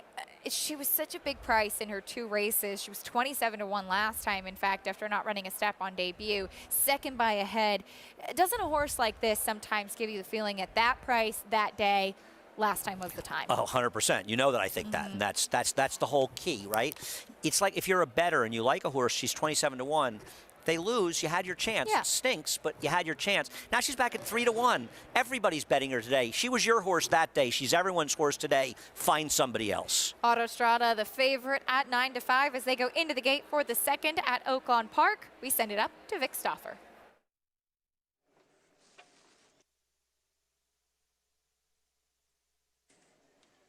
They're at the post. They're off. Milana wins the break and goes to the front from G Money Live. Tropinka's in the mix. So is Ain't She a Pistol? And so is Rio Lady to the outside. These 5 race out. Then Ain't She a Pistol. Now Rio Lady drops back. Passed by Planetary and Autostrada. And now Rio Lady is the trailer. And G Money Live is the leader.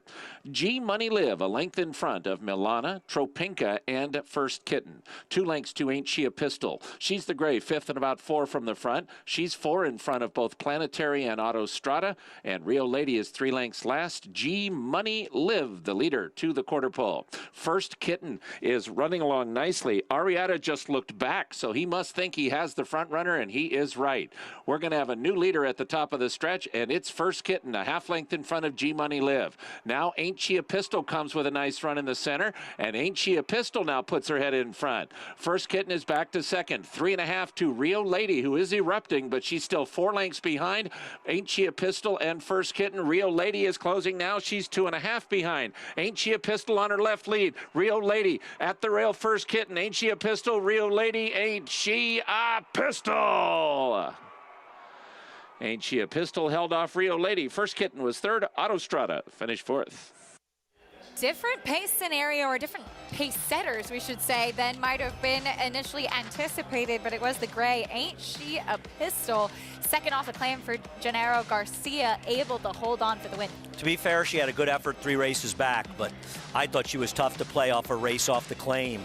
Autostrada was never running a step in this race. Rio Lady made a run in here, but she came up short. It's just tough to make those big runs.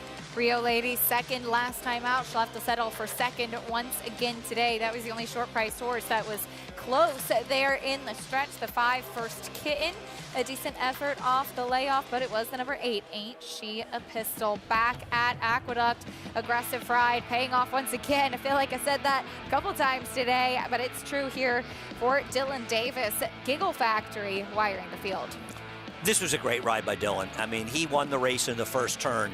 He probably knew that Junior Alvarado is a rider that really he would rather do just about anything. He'd rather like walk a tightrope than be on the front end. And he was unaggressive once Dylan was aggressive in here, and he stole the race in the front end. It's an excellent ride by her. She probably appreciates him giving the ground. And once again, congratulations to Rob Maciello. Absolutely. Friend of yours and a friend of mine. $24.80 winner, a big price there in the 4th. Ready to venture in second. Elara in third. Race 5 will be our first stake of the day, and it's a good one. Grade 3 Distaff handicap, 7 furlongs. Search results currently 1-5 as she makes her 4-year-old debut. Yeah, I'm excited to see Search results back, and hopefully this is the start of what could be a very good year for her. Did you pull out the Search results baseball cap? The pink one? No, I did not bring it. I think it's a little wrong of me. You know the experience of wearing it, right? I was wearing it at a dinner after the Kentucky Oaks, and I came out of the bathroom, and one of the waitresses saw the Search results hat, and she looked at me and she said, "Tough beat." Oh, no. That's said, when yes, you it know was. you're in a place that loves horse racing. Yep. Big stakes coming up. You'll be back on the set, though, for some of the other action a little bit later on, and some exciting races to look forward to. Looking forward to coming back in the 5th. As always, great spending time with you, Absolutely. and I'll be catching up with you a little bit later. You won't be here tomorrow, but I'll see you on Thursday. We'll say goodbye for now to Andy Serling here on the set. Anthony Sabile coming up to join me for a little bit on the desk. Coming up, though, the 4-year-old debut of the very talented Search results for Chad Brown and Klarovich Stables. She makes the first start of her 4-year-old season, looking to build and create a big year up ahead.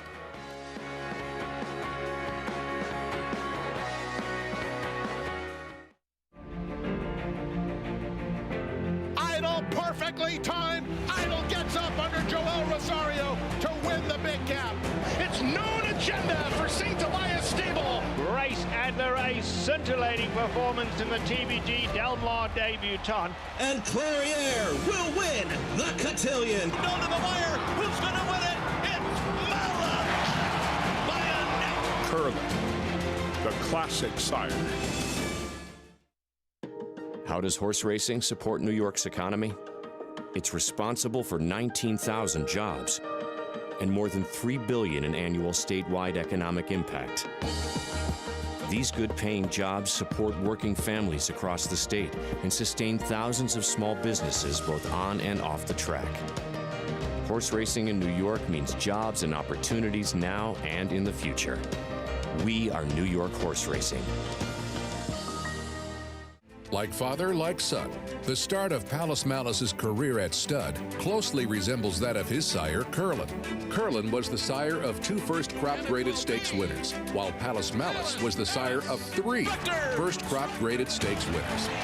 Subsequent to Structer's Breeders' Cup victory, he attracted a stellar group of 200 outstanding mares who will shape the future of this promising young son of Curlin. With his best crop of yearlings to date, now is the time to breed.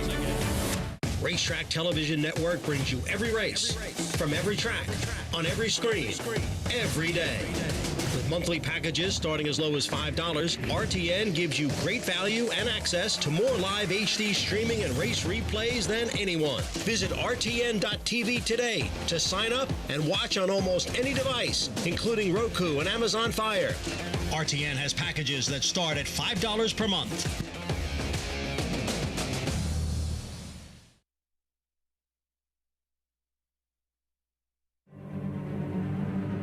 For more than a century, the Gazelle Stakes has occupied an important place on the calendar. The race plays a key role in determining divisional honors, and its list of winners includes many of the greatest fillies to ever place a hoof on the racetrack.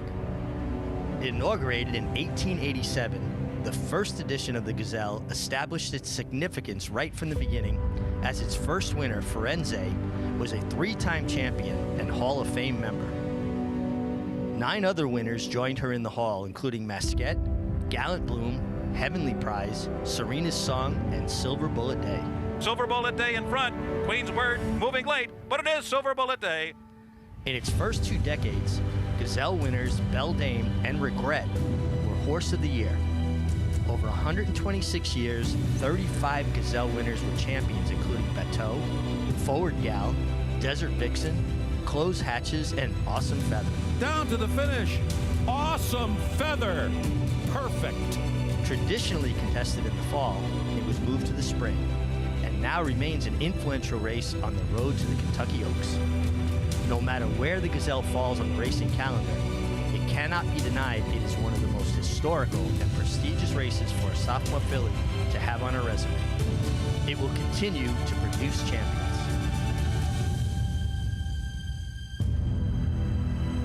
You're watching America's Day at the Races, brought to you by America's Best Racing. For the love of the race, visit americasbestracing.net today. As I'm pleased to welcome in here on the set with me, Anthony Stabile, as he's the Big A. Some of you may know me as the Little A, so we have a little A-Train reunion the Big A. What's happening, kid? Everything good? Yeah, everything good. Fun day, right? Excitement up here. There's some buzz in the equestrians. It's nice. No, I say this to Maggie all the time, Acacia.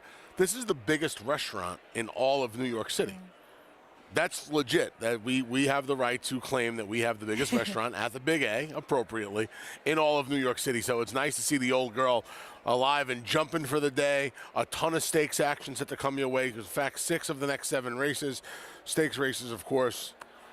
We got that Wood Memorial, presented by Resorts World Casino later on this afternoon. Can't wait. We also have the Grade 3 Gazelle, and you heard in the package coming back the history and the weight that this race does hold. Some of the tremendous champions that have won it in the past, and including search results, who we're going to see coming up next in race number 5 here. But taking a look at this year's field for the 3-year-old fillies, the Gazelle has become an important race on the road to the Kentucky Oaks, and we're taking a look at Venti Valentine and Shotgun Hottie coming out of the Busher. Venti Valentine, what a performance, as she looks to go on the same trajectory that search results took last year. Yeah, and you see the 1-2 finishers from our Busher going the flat mile. And Venti Valentine came back, and she was as good as it gets. She improved with all of her starts as a 2-year-old and came back with clearly the best effort of her career with this win in the Busher. Shotgun Hattie more than a half a dozen lengths back in second, and now stretches back out to the 1 1/8. She had no problems with it in the Demoiselle when she was second, beating just a neck. We have a lot of short-priced morning line favorites on this card today, as you often see with the graded stakes races. She's probably the most likely winner of all those stakes races. Now, our buddy Andy Serling put a poll up on Twitter earlier this week, and I would imagine she didn't win the poll. She absolutely should have won the poll, because of all the chalks today, I think she is the most likely to get the job done. 7-length victress of the Busher. She's a New York bred, as is Classy Edition, who was 3 for 3 in New York bred company to start her career. She came back off of a layoff last time in the Devonadale and faced Kathleen O, who is likely going to be one of the horses taking a lot of attention heading on to the Kentucky Oaks as well. We were celebrating somebody's wedding at Gulfstream Park this afternoon. Yes, we were. When she had a little bit, you know, I don't want to say she had a troubled trip, Little A. I did not like the ride, and that's not something I often say about Irad Ortiz Jr. She gets Joel Rosario today. She's going to try 2 turns for the first time. She's by Classic Empire out of a Bernardini mare. I don't think the 2 turns is going to be an issue for her. I just wonder how good she is, right? She probably should have been a little bit closer. Now, look, Kathleen O came back and absolutely jogged in the Gulfstream Park Oaks. It was an effort that led a lot of people to question whether or not she would have won the Florida Derby later on in the card. I don't know if I would go that far, but she ran really, really well last weekend. And now, you know, she comes in having to answer that 2-turn question. We talk about the Derby Trail all the time, but this Oaks Trail this season has been an awful lot of fun. We see fillies. Secret Oath obviously tried the boys in the Arkansas Derby last week. She ran well enough. She certainly didn't embarrass herself with her effort. And we have this Oaks as contentious as the Derby, I think, with 4 weeks to go. Well, there's plenty of exciting action on today's card, and that does include the cross-country Pick 5 sequence. As always, this is a great and exciting bet to take part in. It's all stakes today between Keeneland and Aqueduct. And Anthony, I hear you have a ticket for us for this sequence. My dear, you hear correctly. And we didn't go crazy today, just a $24 ticket. I think Gear Jockey can upset Golden Pal this afternoon with that given the ground down at Keeneland on the turf today. I think he can upset Golden Pal. We'll use the 2 of them. I'll chalk it out in the Wood Memorial using Mo Donegal, using top pick early voting, as well as Morello if he gets the 2 turns.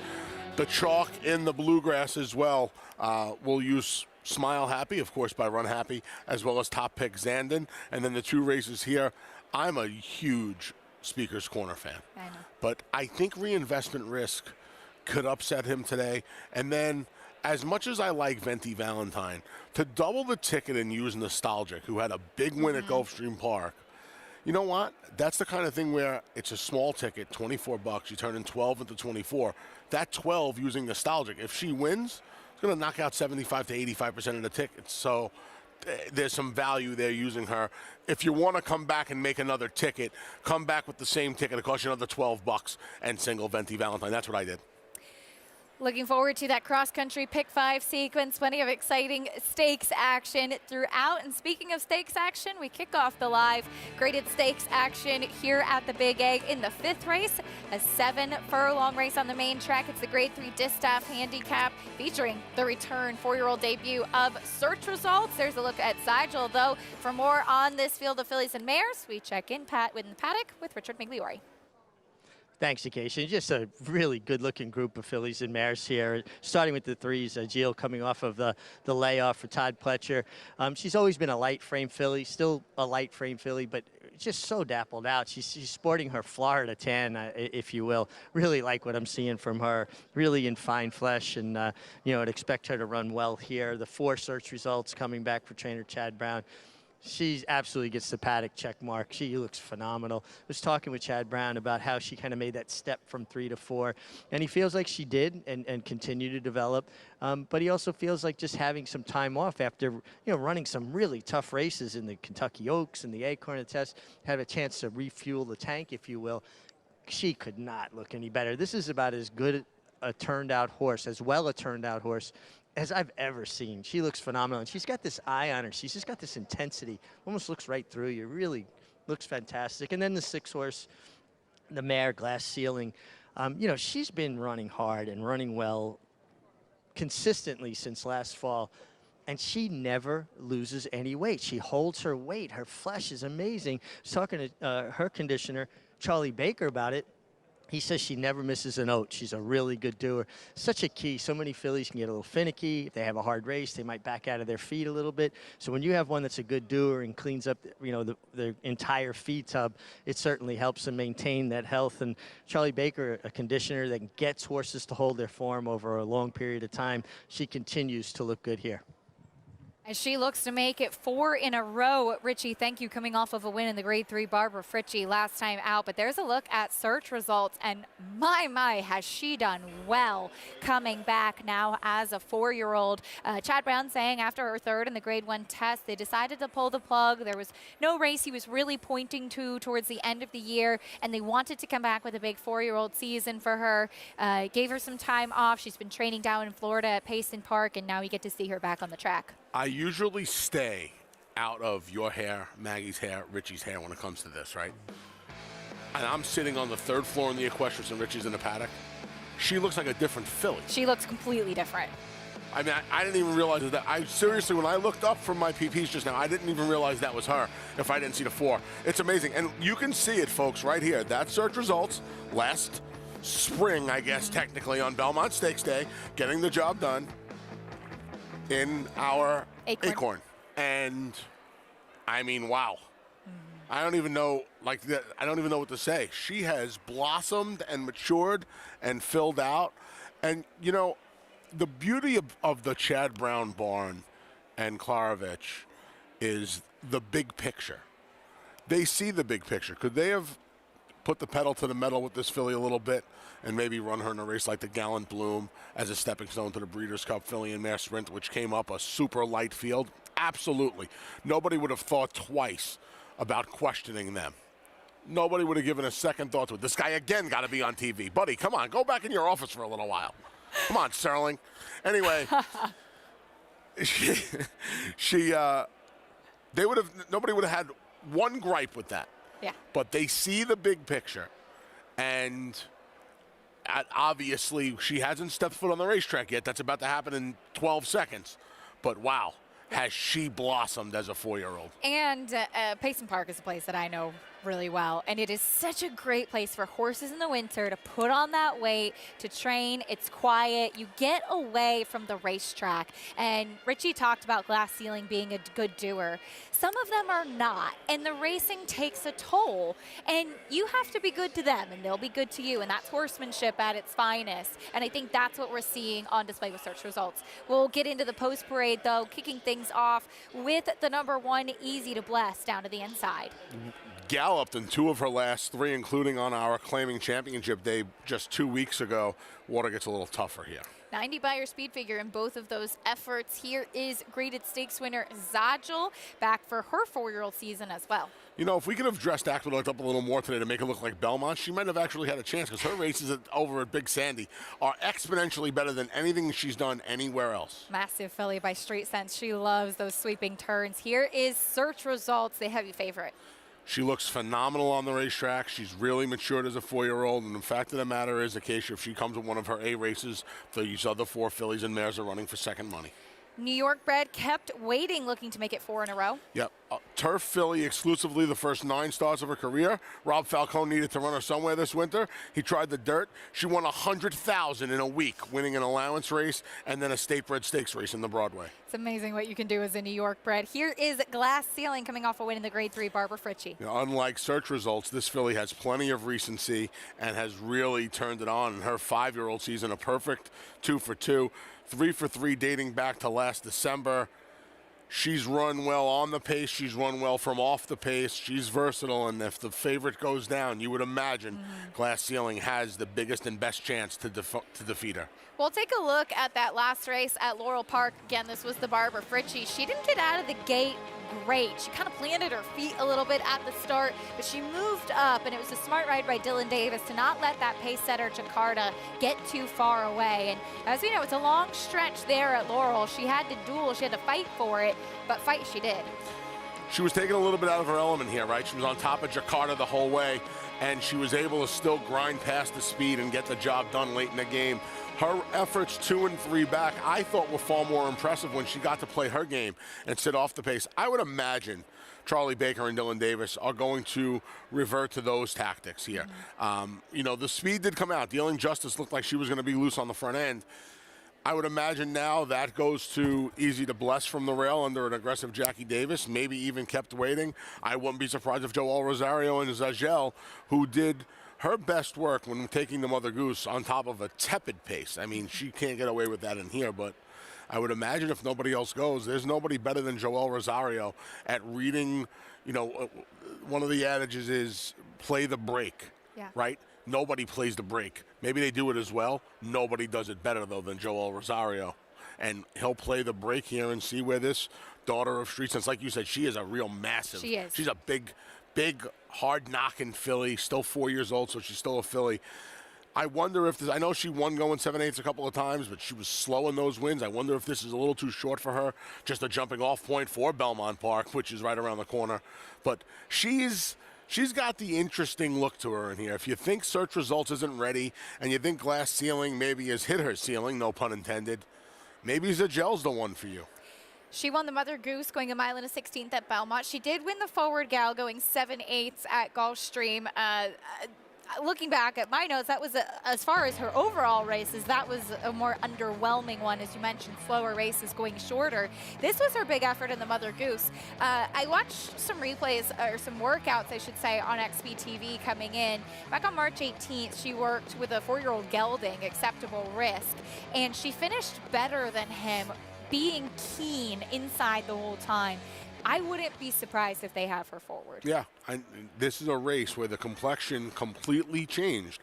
When you have a horse that's the loose speed come out of the race, and we weren't even sure, not that you could be sure of anything around here when it comes to paces, but when you have a murky pace scenario, get even murkier when the loose speed comes out. Yeah, anything can kind of happen. Look at all the folks here. It's a beautiful day. I have spent, that shot you guys just had a look at, there it is. The amount of time I spent in that spot, that patch of grass I talk about all the time, where the food truck is, appropriately now, the place I spent the most time at Aqueduct now has a food truck there. That's as appropriate as it gets. There's a patch of grass behind there. That was basically my playground. As a kid, kids go to the playground, get pushed in swings. That was my playground right behind there. We used to play Nerf football. There's a little concrete path around it. We used to run around there. Nothing brings me more joy than seeing all the people out here enjoying a beautiful Queen's Day here for the Wood Memorial. Got a lot of families out, racing fans, racing connections, and we couldn't be happier to see you all here. Search Results 3-5 now. She's looked tremendous in the paddock and on track. For more, though, let's check in again with Richie. Couldn't agree more with Anthony. What a great playground, and it's great to see a really nice crowd developing here at Aqueduct for a tremendous day of racing. And our first stake, I think, will deliver, because just got a great-looking group put together. Search Results, already a Grade 1 winner as a 3-year-old, making her 4-year-old debut. Couldn't look any better. I think she's gotten bigger. She's gotten stronger. Her coat is amazing. And I just love her demeanor. She just has an intensity that only really good horses have. I couldn't get past her. Very short price, but I think a very deserving short-priced favorite. Richie, thank you. 3-5 on Search Results now, coming out of the Grade 1 test and coming back for the first start of her 4-year-old season. And it is exciting. We talked a little bit before, Anthony, about the horsemanship, the decision to give her the winter off, give her some time and bring her back for a better year and a bigger year now as a 4-year-old. When these fillies and mares or any horse come back another year, they start to build a following. And this is a horse who ran so well in the Kentucky Oaks behind eventual champion NYTHA. And it's great to get a chance to see what she does for another year on the racetrack. Yes. And it's funny you bring it up that way, Acacia, because there's always that question. She looks great. She looks the part. The plan was put in place. Let's give her 5 months. Let's give her 7 months. We'll bring her back as a 4-year-old. In all likelihood, she'll be bigger and stronger and more mature. Sometimes the best laid plans go by the wayside. She'll have to do it today. Now, is she facing the toughest bunch? No. She's facing an interesting bunch. She's facing an in-form mare in Glass Ceiling. She's facing a little bit of a wild card in Zagel.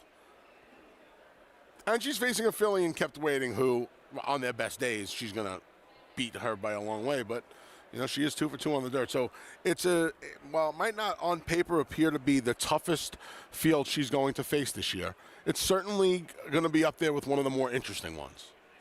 And I'm curious to see how she returns. I think she's going to return. She looks the part, like I said, and I think she's going to have a fantastic year, but they still have to run it on the racetrack. Jose Ortiz will climb aboard for the first time. Richie, if you are Jose aboard Search Results, you know the main speed has come out. How do you attack the tactics of this race? Well, I think just my philosophy on riding Jenna was never take anything away that comes easy. So I'm going to let her bounce out of there. She's going to be a little fresh. In a perfect world, maybe the one Easy to Bless, who I just think she's, lays over, leads him for a while, gives him just a target for a little bit. I don't think anybody's as naturally fast. Glass Ceiling showed good speed last time in the Barbara Fritchie, but her best run is when she settles and makes a run. I think she won despite a change in tactics last time. And I think Search Results is quick. She's not speed crazy, but she's going to be fresh. And you drive a little bit defensively, Acacia, when you're on a big favorite. You don't want to put yourself in a position to get compromised. So you're breaking 3 of 6 or 3 of 5, excuse me, with the scratch of the 2. Just let her run down the middle of the track for a little ways. Stay in the 3 or 4 path until you get closer to the turn. Let the race take shape around you instead of you taking shape around the race. She looks like the best horse. Ride her like the best horse. And she's 4 to 5. The public agreeing with you, Richie, too. About a minute to post for the 5th race today, the Grade 3 Distaff handicap. Chad Brown and Search Results loom large, it seems, in this race. But as we kind of alluded to earlier, Chad Brown has a big day on tap. He's got plenty of live runners, including an undefeated called also for Klarovich Stables in early voting later in the wood. It's a big day for Klarovich and for Chad. Looking forward to early voting. He'd be the one. I had a few fans down in the long shots ask me this today. He'd be the horse I'm looking forward to the most. All day, everywhere across the country with all the great racings. Bluegrass, the Run Happy Santa Anita Derby, all of it. He's the horse I'm looking most forward to seeing today. Won the Grade 3 Withers, going the mile and an eighth last time out. But 4-year-old debut for Search Results coming up next.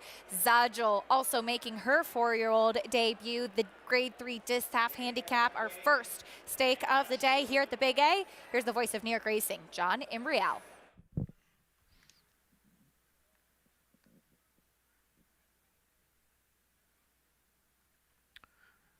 They're in the gate.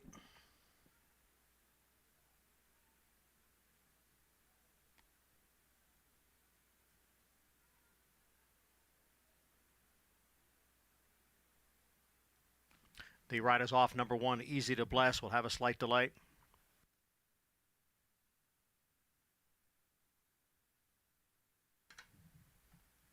Jackie Davis back on.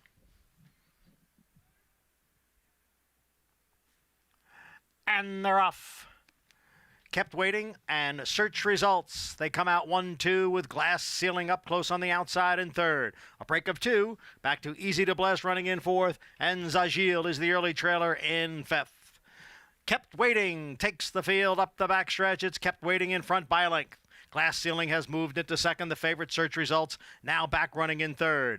Then Zajil and Easy to Bless. The opening quarter mile in 22 and 4/5 seconds. Kept Waiting is the leader here by a length. Glass Ceiling runs in 2nd. Search Results is next in 3rd, about 3 lengths from the front. Zajil is alongside of Search Results. Easy to Bless is at the back as the field goes around the far turn. It is Kept Waiting with the lead here by 3/4 of a length.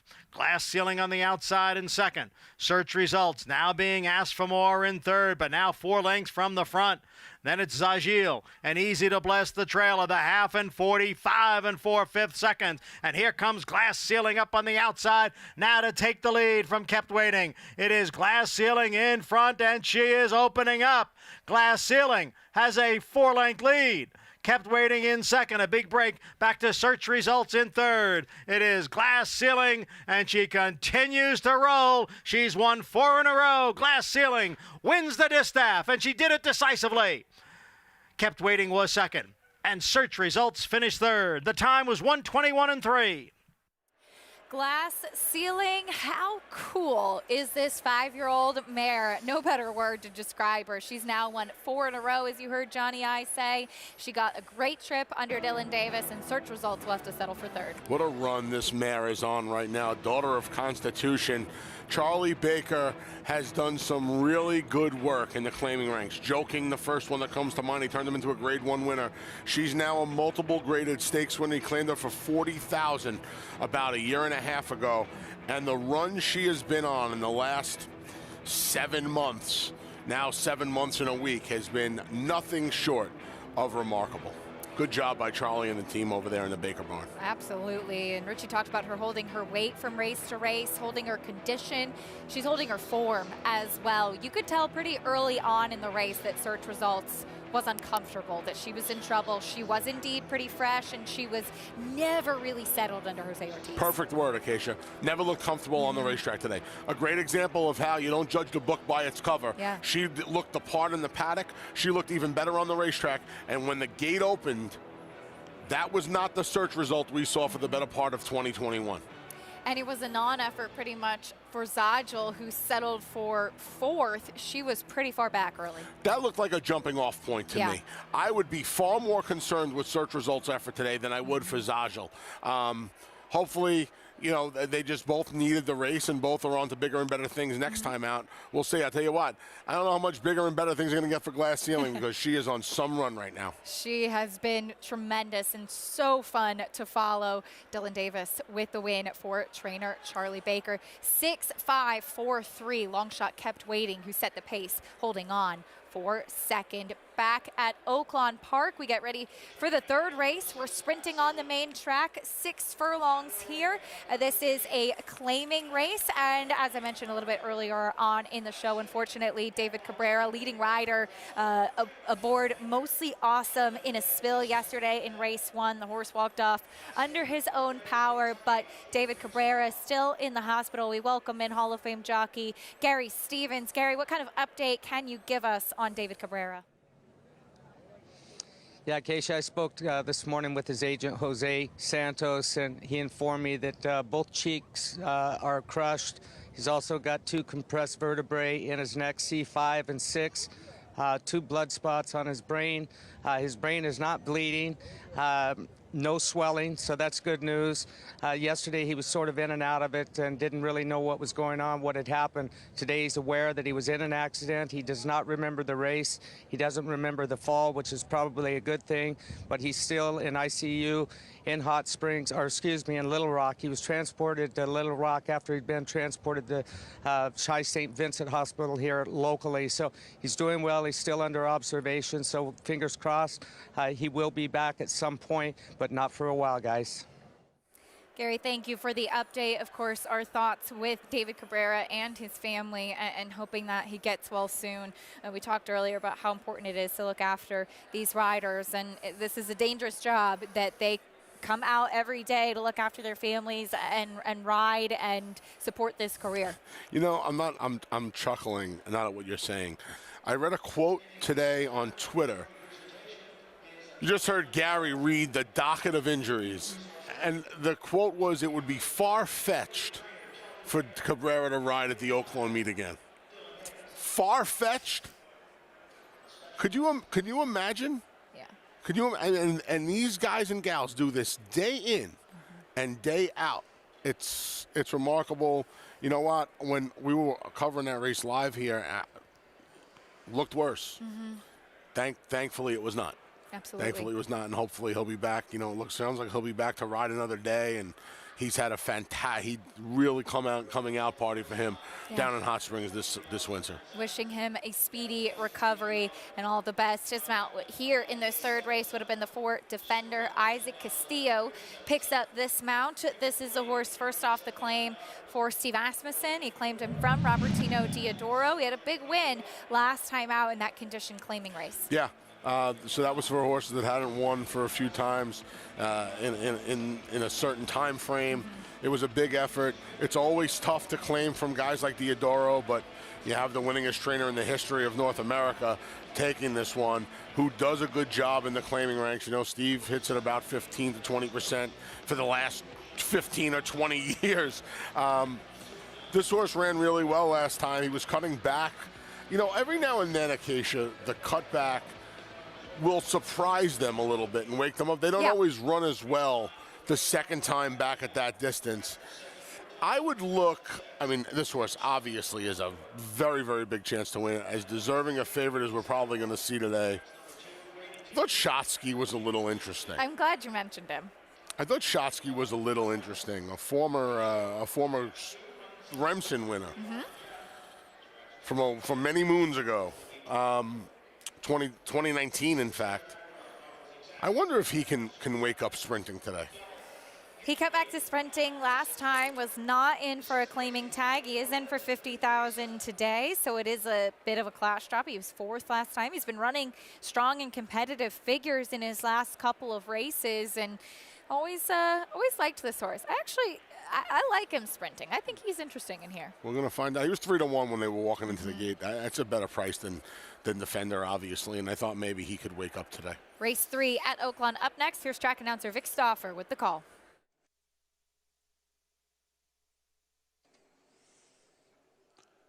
They're at the post. They're off. Substantial hopped right in the air at the start. He is last. Nuclear Option and Shotsky show speed. Silver Moon Road is close up. So is Joe Frazier on the move. Even Defender is close to the lead. Look at Defender to go up and challenge for the front. Those 5 have sprinted about 5 clear from Hot Shot Kid and Flat Lucky, and the slow start has Substantial at the back of the pack. Silver Moon Road, Joe Frazier, and a 3-wide Defender. These 3 across the track. 3.5 back to Shotsky and Nuclear Option. Another 4 back to Flat Lucky and Hot Shot Kid. Substantial is the trailer, and the leader now is Defender. Defender at the quarter pole. A length and a half in front of Joe Frazier in second. Shotsky is about to take third. 2.5 back to Flat Lucky, who swings to the center for 4th. Defender the one to catch. It is Defender with a 2.5 length lead over Shotsky. Flat Lucky is third. He's 3.5 behind. Final furlong. Defender trying to hold off Shotsky, who's getting closer. Defender reaches. Shotsky, Flat Lucky. These 3, Defender and Shotsky. Defender is clear, and Defender has won it. Defender beat Shotsky a length and a quarter. Flat Lucky was third and close for 4th between Hot Shot Kid and Nuclear Option. We saw a 3-way pace duel materialize here in the 3rd at Oaklawn Park. Jockey Isaac Castillo got his first win at Oaklawn earlier in the day, and he picks up another one here with Defender. He used this horse's old route speed to his advantage today by not being far from that pace. As soon as he was able to just the pace collapsed a little bit. He was on top of it. You saw the replay before the race started of him winning last time, getting to the lead late in the game. He led them into the stretch today. When a horse as short a price as him, who takes advantage of that pace scenario, does that, it's very, very rare, especially at Oaklawn Park, and anybody's going to run them down. Big performance from Defender. Shotsky, who we talked about a little bit, will check in second. He came from off of the pace to close, but was second best to Defender. Back at Aqueduct, we saw our first stake of the day in the Grade 3 Distaff handicap. It was the number 6 Glass Ceiling, who continues her tremendous run, now making it 4 wins in a row. Let's go to Richard Migliori. Yeah, I'm here with a very happy Charlie Baker. Glass Ceiling, Charlie, wow, what form she's been in. This might have been her best performance of her life to date. Yeah, definitely. She had 2 months in between, 7 weeks between races. I think the Space Minutes race does her a lot of good. She put all the weight on. She's been running hard, but she's putting weight on, so that's great. And she's just doing ridiculous good, ridiculously good. Charlie, we talked about it before the race, and I was saying how well she holds her weight for a filly that's been running so hard, and you said that she likes to eat. How rare is that for fillies that really get into their tub? Very, very rare. She's a filly that doesn't leave a grain no matter what she does. She runs her hardest race, and she'll clean up. She ships from Laurel back and forth. She cleans up. She's just a good doer. Charlie, you claimed this mare for $40,000 last year. What was it that you saw in her that attracted you to her? You know what, she was doing good for everyone that had her, really. But she's a 3-year-old. She seemed like she was okay. She just didn't get over the ump. She just seemed like she was, but she didn't get that normally her bars were good enough to where you figure she would improve after a while, but she kind of stayed flat. So I just took a shot. I like the sire Constitution. I love them. Bred too much first year. So I just took a shot, figuring if she can get a little better, she win the 8 Dan. She win. I never imagined her going to be a stake horse, but I thought she could get 8 Dan and 2 Dan over the winter and just go from there. But she has just turned around. She's gotten wider. She got more powerful, and she just turned into a different horse. Congratulations, Charlie. Great job. All right, thank you. Thank you, Rick. Guys, Charlie says she did good with everybody, but she did the best with Charlie Baker. And a terrific horseman Charlie Baker is, and what a job he's done with this mare. And to get her to that level that he talked about, and then to keep her there as well. Yeah, that's the most impressive thing, right, Acacia? Keeping her there. It's been about a year now, and she has not, she's gotten better, of course, but she really was never off form for Charlie. I remember when I thought she needed a little bit of a break, but apparently not. She just keeps going forward. She does. She just keeps going back into that feed tub, and so fun to see her and her success. Plenty more stakes action still to come on the card today, but it's time for me to say goodbye. At least for now, I'll be back doing some interviews and reporting a little bit later on, but fun getting to share the desk with you at least for a little while. Yeah, we'll do it again soon, I'm sure. Absolutely. That I'm sure of. Greg Wolf coming up on the desk to take over the host seat and take you the rest of the way on America's Day at the races. There is the Hall of Famer Todd Pletcher, as he has wit waiting in the wings, ready to make his 3-year-old debut a little bit later on in the Bayshore race we haven't talked much about today. Plenty of exciting action to come after this on America's Day at the races.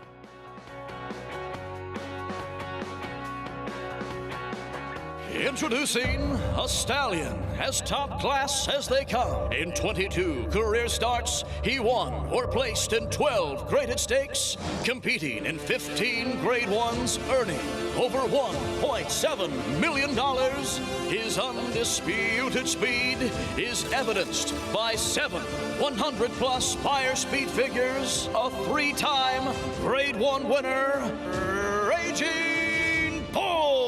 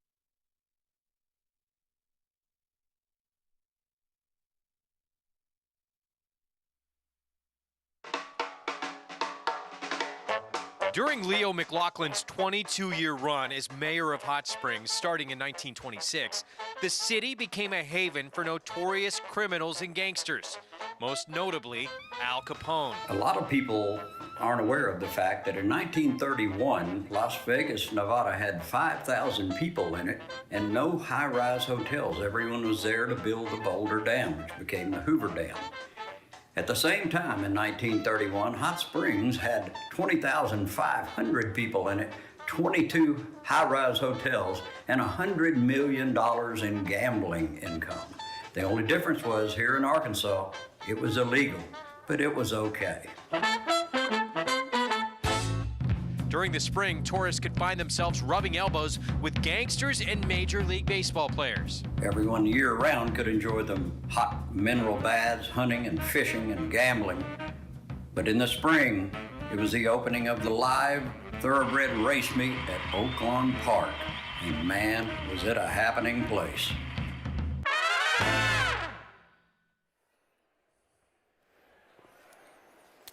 Good to be with you here on our continuing live coverage on Wood Memorial Day and the first Grade 1 in New York this year with the Carter to come. Our program brought to you in part by Claiborne Farm, 100 years of doing the usual unusually well. Greg Wolf alongside Anthony Stabile, and you feel the buzz back here at the Big A. It's a good feeling. Yeah, it's a good feeling. Beginning of spring, right? A lot of good stuff going on. We wrap up the Kentucky Derby Trail around the country.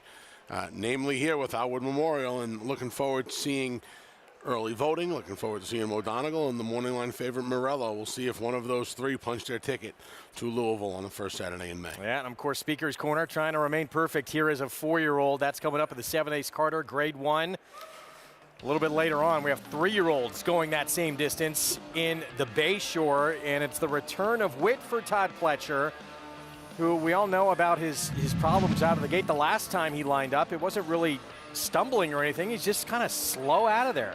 So Witt is, since he came first, he's the sprinting version of Mo Donegal, right? He just doesn't get out of the starting gate, Greg. When he does, and he's able to overcome his gate woes, he is brilliant. This is him romping.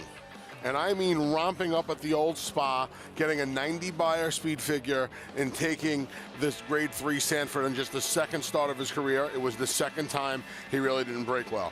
He stumbled at the Hopeful. It probably cost him when he was second to Gunite. It's 3-5. He didn't get off well in the Champagne. He has to get over these gate woes. And you combine that with the layoff since October, as the 2-1 morning line favorite, I have a little trepidation when it comes to Witt today. Obviously, a world of talent, and they're thinking a little bit shorter, probably going to be better for him. Mm-hmm. And we'll see how he does today, but keep your eyes on that horse, especially out of the gate, as we've talked about. His stablemate is going to be in the race as well. That is Dean's List, who tried to tackle Morello in the Gotham. He was on the front end in that race. Prior to that, he put together back-to-back wins at Gulfstream. Hall of Famer Todd Pletcher has him surrounded proverbially in the Bayshore. The Dean's List with the scratch of Dr. Jeff, likely the speed now. If he wasn't the speed before, he's likely the speed now. And he'll have Witt coming from off the pace. 2 good sprint races. He tried the mile in the Gotham. He did not embarrass himself with a second to Morello. He just got a little tired late in the game, and this 7/8 should hit him right between the eyes. You know, you got to love the fact here in New York, you have a 7/8 race here at Aqueduct for the 3-year-olds in the Bayshore, the Woody Stevens at Belmont, and then, of course, the Alan Jerkins up at Saratoga. And then by the time the season for the restricted 3-year-old races is over, there are plenty of options at Belmont. And then, of course, the Cigar Mile, always a target, I would think, for these top 3-year-old sprinters when you're facing the older horses as late as November, and last few years it's been run the first week of December. So yeah, nice series of one-turn races for the 3-year-olds as well. Going to be a great Saturday afternoon, and especially closing it out that way on the card. Yeah. With a race of that magnitude and some of the names we're going to see. I mean, Dean's List maybe wound up running second to a horse who could be one of the favorites in the Kentucky Derby. We'll see later today. Race 6. It kicks off the Pick 6 here on Wood Memorial Day. $20,000 claiming race, a 1-turn mile. Yankee division. Now with Ray Handel. This horse has been claimed out of each of his last 2 races, from Rudy Rodriguez to Rob Atras, and now to the Handel Barn. The final non-stakes race of the afternoon is here in race number 6, and there he is, Yankee division. Yankees kicked off their season with an extra innings win yesterday afternoon over their rivals, the Boston Red Sox. His consistency is gone, Greg. In three of his last 5 races, he ran races that get him nothing in here. But in 2 of those 5 races, they get him the winner's share of this purse. He's become a little bit of an enigma, and now that he's left Rudy Rodriguez and left Rob Atras, and he's cut in half essentially from those 2 barns to where he is today, more than cut in half from the 45 down to the 20. I have some reservations here. Could he win? Absolutely. Do I want him as the favorite? Absolutely not. He's Jekyll and Hyde. Which version of that horse are you going to get? I mean, you put it perfectly. On his best day, this race is over, but he is really thrown in some poor ones. It gets him nothing in here. Yeah. This is Kumar. He's going to have the rail with a scratch of the one. He's 5-2. And Jose Lezcano, of course, will be on Morello later today as the mount. It's almost like Yankee Division handed off his consistency to Kumar. Kumar's been a lot more consistent. He's not as fast as Yankee Division ever was. He's not as fast. He couldn't dream of being as fast as Yankee Division was. But his consistency has been a little more, I think, comforting if you want to play this race, and he's where I would land just because of the fact that I know what I'm going to get from him for the most part. Pick 6 on this Wood Memorial card is coming up. When we return, we'll have the post parade when we come back. Stay with us.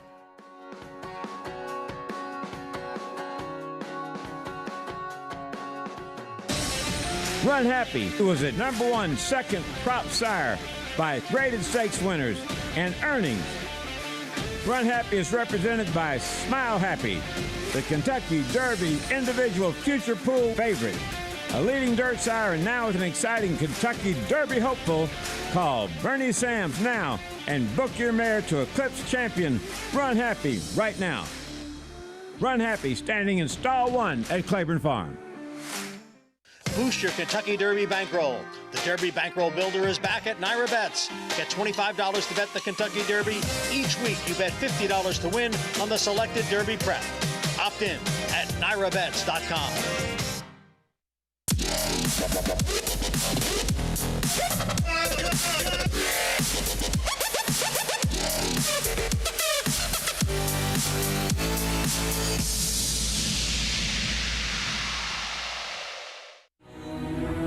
This season at Oaklawn, we've got more of everything.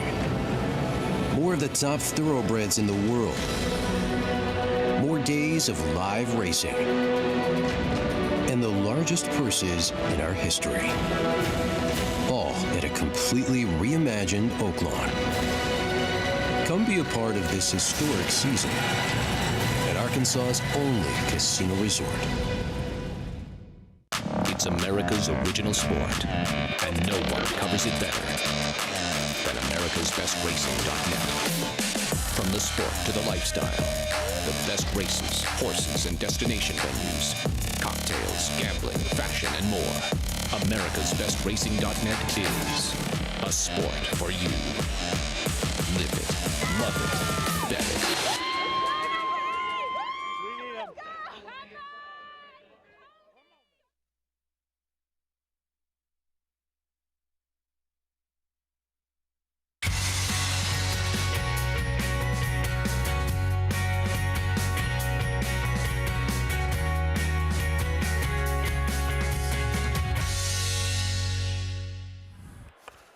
Welcome to America's Day at the Races. Those already with us on FS2, and welcome to those just joining us on SNY. It is a huge Saturday of action here in South Ozone Park. Our program brought to you in part by America's Best Racing. For the love of the race, visit americasbestracing.net today. Greg Wolf, Anthony Stabile, of course, down the road to the Triple Crown later in the Wood Memorial. We're going to have live coverage, though, of all the other stakes races, including the first Grade 1 of the year here in New York, that Carter Handicap. We're going to talk about the first turf stakes race of the year and the Danger's Hour in a little bit.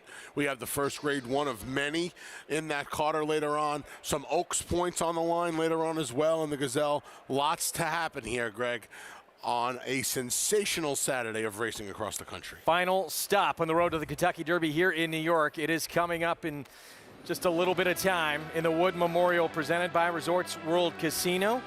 Let's take a look at the field in this 2-turn mile and an 800 points to the winner to get into that starting gate for the Derby contest. Todd Pletcher's won 3 of the last 5 runnings, 6 of the last 11 runnings. Morello, Steve Asmussen, this is the big thing missing on his resume. He's already got Epicenter, might be your leading contender. Morello, if he wins this race, he might be one of the favorites going into Kentucky. Yeah, I think the consensus now would be that Epicenter is the leader in the clubhouse. Could his stablemate, could Morello be the one to knock him off that perch in a couple of hours? Is it early voting? Is it Mo Donegal? Is it any of them? Maybe Epicenter survives the weekend to #1. He's got a lot of horses taking shots at him today to dethrone him for now, and I am looking forward to that Wood Memorial. Namely Morello. Morello and early voting are the two I'm probably I'm looking most forward to early voting, but Morello is a very, very interesting horse. This race is going to kick off our pick 6, which of course includes that Wood Memorial. 1 turn mile for those just joining us, $20,000 claiming race. And we've talked about the inconsistencies of our current favorite at 8-5, and there he is, Yankee Division, 6-year-old, now with Ray Handle, third barn, different barn he's moved to in his last couple of starts. On his best day, which he has had one as recently as 2 starts ago, he wins this race for fun. His last start, he didn't show up. And there are too many didn't show ups on his card recently, right? This one, 4 back, 5 back, even the race 6 back. I know we're going far back, but for a horse that readily ran buyers in the 90s, that is now, that's more of the exception than the rule. You worry. And for a horse who's plummeting through the ranks, right?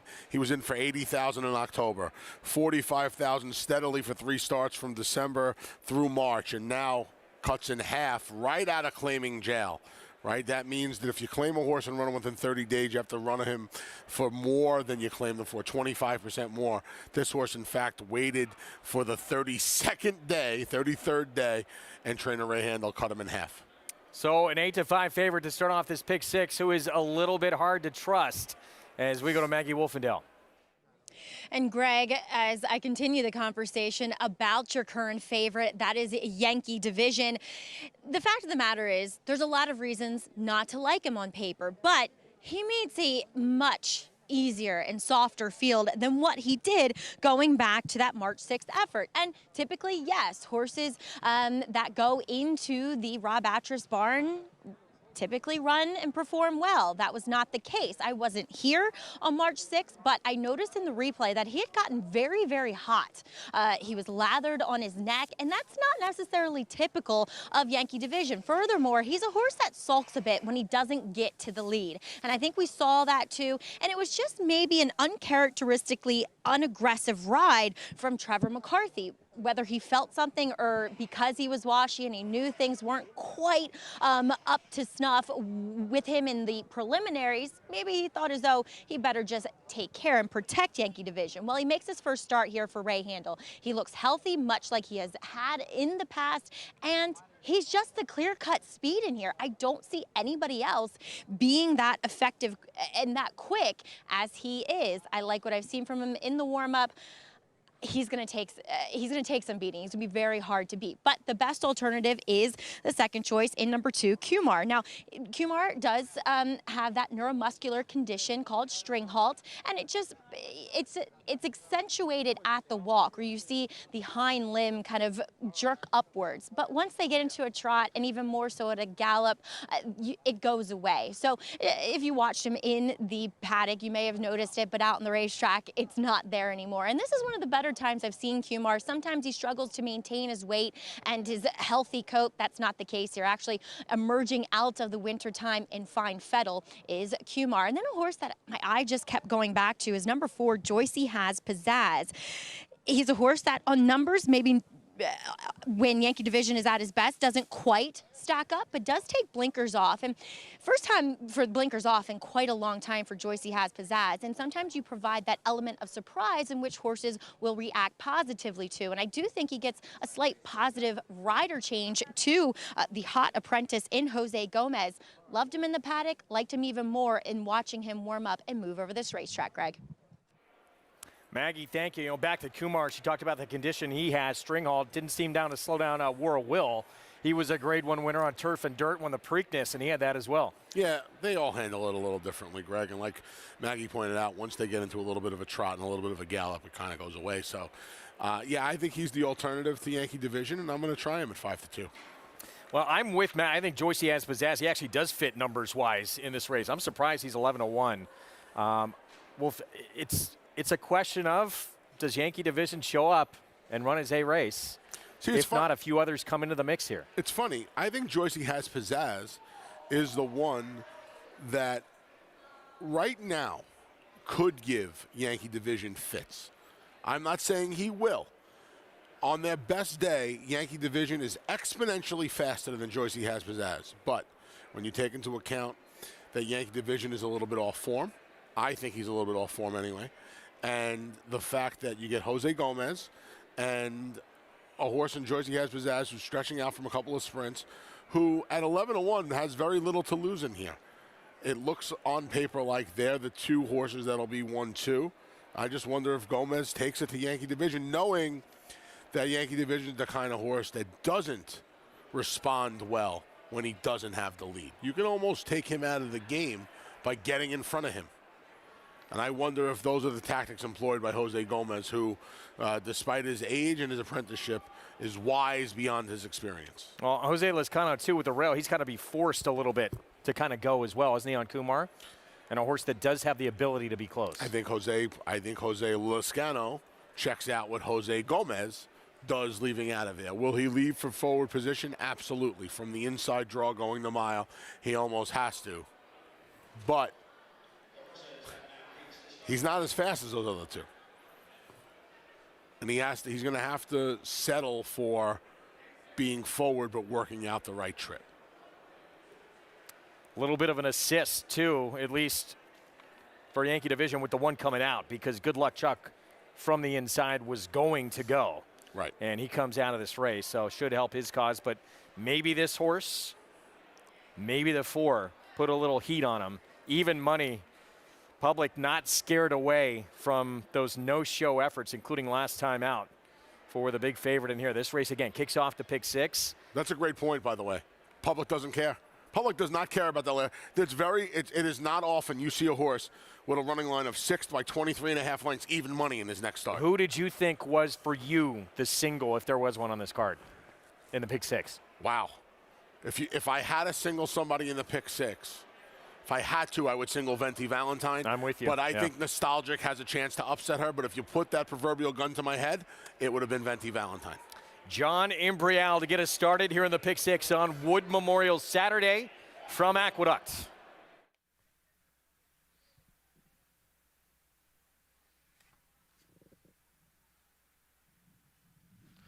They're all in the gate.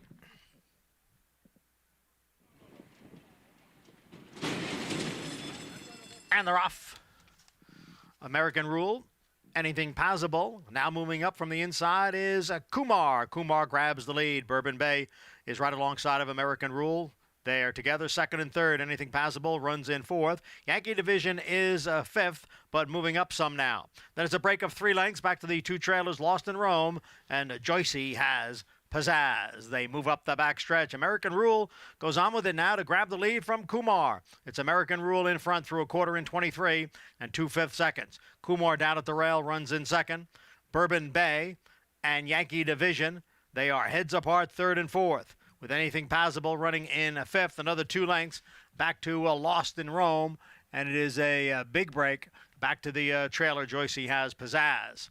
American Rule takes the field around the far turn, ran the opening half in 46 and 2/5 seconds. The favorite Yankee Division has moved up now on the outside of Kumar, but American Rule steps away now to lead by 2.5 lengths. Anything Passable is gaining ground on the far outside. Kumar's down at the rail. Yankee Division not responding as yet as they hit the top of the stretch. It is American Rule with the lead. Kumar picks up the chase now in 2nd. It is American Rule in front by 3.5 lengths. Kumar's in 2nd, and now they're at the 8th pole. It is American Rule in front by 3. Kumar all out in 2nd, but will not catch American Rule, who's going to post an upset here. It's American Rule at 10-1 as we start the pick 6. Not many expected to see this guy in front. 7-year-old son of Bernardini and Manny Franco, taking it to the field early and just keeps on going. Fantastic ride. Yankee Division doesn't even have his speed anymore, Greg. He didn't get away from the gate. And when that happened, I don't think anybody really knew what to do in here. Jose Lezcano was forward as we expected with Kumar. We saw Manny Franco, though, take the bull by the horns and put American Rule on the front end, and he's able to make every pole a winning one. And the truth of the matter is, this was never really in doubt. Kumar made a little run of them and around the quarter pole off the far turn, but never made a serious dent into his lead. How about that for a start to the pick 6 on this Super Saturday here at Aqueduct. American Rule, Orlando NYTHA, Sonny Jim Fitzsimmons Racing, Manny Franco kick things off. Double-digit odds to begin things, and not just double-digit odds, beating an even money favorite to start it. Yeah, you asked me that question going into the gate. I'm sure there were plenty of tickets single to Yankee division here today, just because they wanted, maybe somebody wanted to go a little deeper in the stakes races and upset the favorites later. I thought he was a little vulnerable this afternoon, and it proved to be true. This was a tough, I don't know how tough he was to come up with if you were thinking about going away from Yankee division. I think the way in which he won the race was hard to handicap. Gate to wire, finding American Rule gate to wire. You're a better handicapper than me if you figured that one out. 7-2-3-8 in the first leg of that pick 6. Manny Franco teaming up with Orlando NYTHA, a 7-year-old at 10-1, starts off the pick 6 sequence. Back in Hot Springs, Arkansas, their feature to come later this afternoon.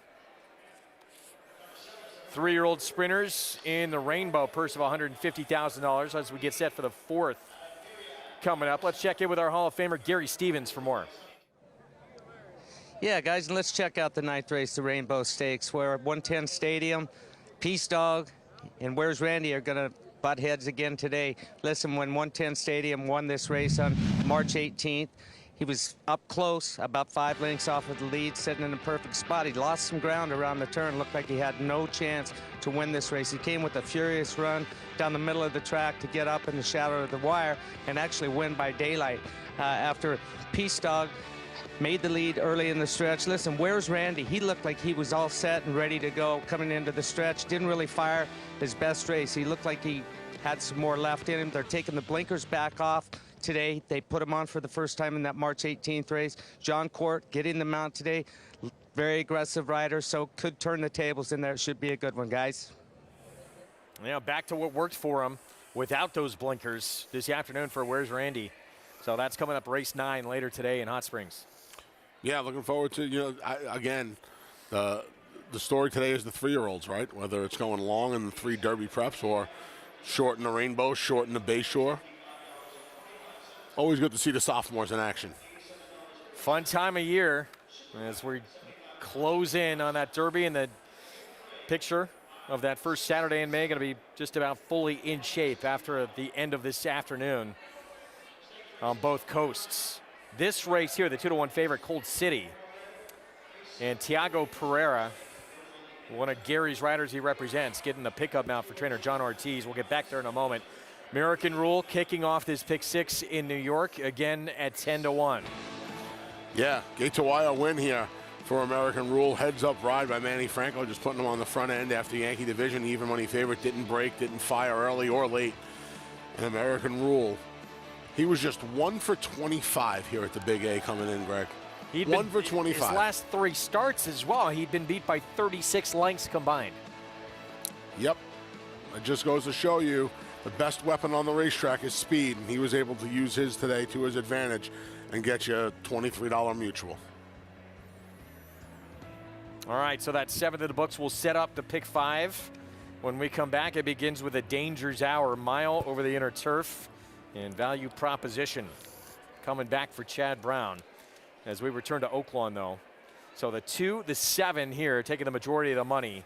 Mike Maker with the 7 Oiler. Blinkers go on. The 2, as we talked about for John Ortiz, Cold City, who is dropping in for a tag for the first time. There he is.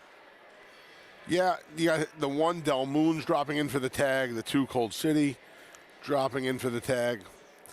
I didn't know what to do with the 2 drop downs in here. Quite frankly, they haven't run that well. Really haven't done much damage at all. The 5, Mini Konju, cuts back in distance. His best fig was going the mile last time. I landed on the other favorite. I landed on the 7 Oiler. At the very least, his best races have come around 1 turn. He gets a pair of blinkers, 2nd time off the claim from Mike Maker. He gets one of the leading riders in Francisco Arrieta. I'll try him at 2-1. The 6 Portsmouth started out with Bob Baffert out on the West Coast, and he actually ran a 72 Beyer speed figure that's better than anybody in this group at the 2nd start of his career, but gone backwards since that time. Does have a bullet drill coming in. Fresh gelding as well. Now with Tim Dixon. John Court will be there. Let's go to Vic Stauffer. Here's the 4th from Oaklawn. They're at the post. They're off. Del Moon broke well, so did Cold City, and to the outside and drag Malibu. Between horses, Amity Road is close up, so is Mini Conjou. Then comes Between Horses and Portsmouth. Second to last is Euler, and a slow start has Sweet Analyzer at the back of the pack. A contested front end with Del Moon. Between Horses at the rail is Del Moon. Amity Road is Between Horses, and to the far outside, Drag Malibu. These three, and Amity Road puts a neck in front, and now it's a full length. Amity Road takes charge, leaving the backstretch. He's a length in front of Drag Malibu and Del Moon. Cold City is fourth, but he's about to move Between Horses as Del Moon has dropped out of it. Here's Cold City to move into third. Meanwhile, on the outside and Portsmouth and Mini Conjou, many chances top of the stretch, Amity Road. Mini Conjou comes with a run, and we have a new leader. Here's Mini Conjou to take it over. He's 2.5 lengths now in front from Amity Road and to the outside Euler and Portsmouth, but it's Mini Conjou clear now, and he's got it. Mini Conjou 4 in front. Portsmouth and Amity Road, Mini Conjou in front. Mini Conjou won by about 5. Portsmouth was second. Maybe Euler for third. Close for fourth, Amity Road and Cold City.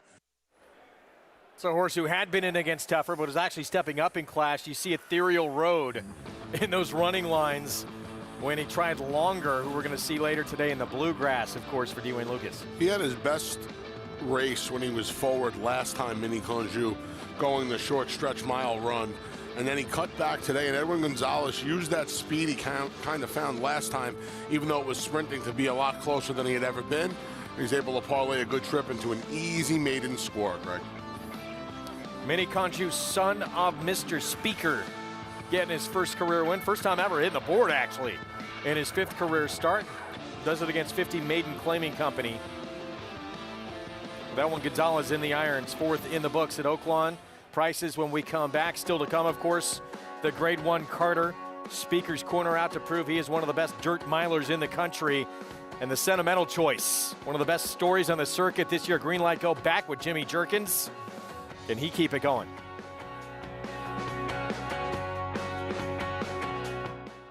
It's 1,000 words fighting back, coming down to the finish. If a picture is worth 1,000 words, this is one stunning picture. 1,000 words just in front. 1,000 words wins the Robert B. Lewis. Honoree P is full out now, second on the outside. And they're coming down to the line, and 1,000 words has done it.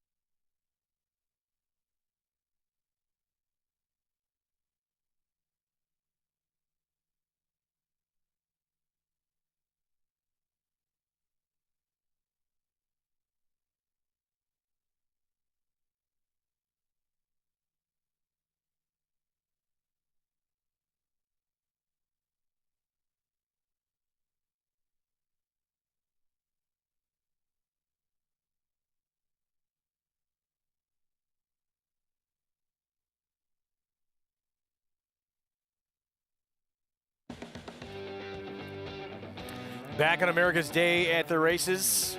Good to have you with us. Program brought to you where you can play it all. Go to NYRABets.com. You can download that NYRA Bets app and bet any track, anywhere. anytime. Greg Wolf, Anthony Stabile, our ABR race of the week. It is the Grade 1 Carter handicap.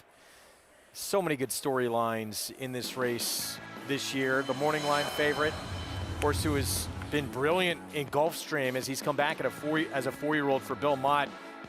They found out, they tried to go longer with him. They're realizing a mile, his better distance, and he's going to try and remain perfect in his 4-year-old campaign later today. Maggie Wolfadell with the contenders for the Carter. This year's edition features a very talented field led by Speaker's Corner. Trained by Hall of Famer Bill Mott, the son of Street Sense is owned by Godolphin and enters this contest off 2 triumphs in graded stakes company at Gulfstream Park. In his only appearance at Aqueduct, Speaker's Corner was second in the 2-term mile and an eighth Discovery Handicap last November. He has wins at Saratoga and Belmont and should relish the 7-furlong distance. Speaker's Corner, won by 6 lengths. Green Light Go will attempt to beat Speaker's Corner to the finish line. Trained by Jimmy Jerkins and owned by Stronach Stables, Green Light Go is returning to sprinting after winning the 1-mile Stymie Stakes in February. The 5-year-old was also second in the 6-furlong Grade 3 Fall High Weight in November. Grade 3 winner First Captain seeks to add a Grade 1 to his resume. The 4-year-old is trained by Hall of Famer Shug McGahee, who won the Carter in 1990 with Dancing Spree. Owned by West Point, Sienna Farm, Bobby Flay, and Woodford Racing, the son of Curlin captured his stakes debut in the Dwyer last July at Belmont Park. He followed that effort with a 3rd-place finish in the Curlin Stakes at Saratoga. First Captain enters this event off an allowance victory at Gulfstream Park in February after a lengthy layoff. It's First Captain in front, and he will remain undefeated. Mind Control comes into this race with a win in his last start, but that was at Parks in the Parks Dirt Mile last September. A fever kept him on the sidelines for the Breeders' Cup Dirt Mile, and he was given an extended winter vacation. Trained by Hall of Famer Todd Pletcher, Mind Control will appear in the Carter for the 3rd time in his career. He was 6th in 2020 and 2nd last year. He is a multiple graded stakes winner and captured his first Grade 1 win in the 2018 Hopeful at Saratoga. He also won the Grade 3 Bayshore in 2019 and the Grade 3 Toboggan Handicap in 2020 over this surface. Really good field assembled for this Carter handicap presented by NYTHA. And, as for Speaker's Corner, he's come back as a 4-year-old so good. Bill Mott, his trainer, believes in just looking at him that he's even better and he's moving forward off those 2 starts. 5 for 6 around 1 turn in his career. He's gotten as good as possible in his 4 starts with blinkers. I think that's something that needs to be talked about that we really haven't touched upon. He's 3 for 4 with the blinkers. The lone defeat came right behind us here, Greg, in the Discovery, going a mile and an eighth. And Bill Mott, the Hall of Famer that he is, realized quickly that distance was not going to be Speaker's Corner's friend. So he took him back in distance. The 2-mile races at Gulfstream have been sensational. He has the 7/8 of the Carter today. He's 2 for 2 with the 7/8 distance. As far as 1-turn horses go, I don't know if there are any better ones in the country right now. I know people are going to throw Flightline at me, but there's a big difference between the 2 of them.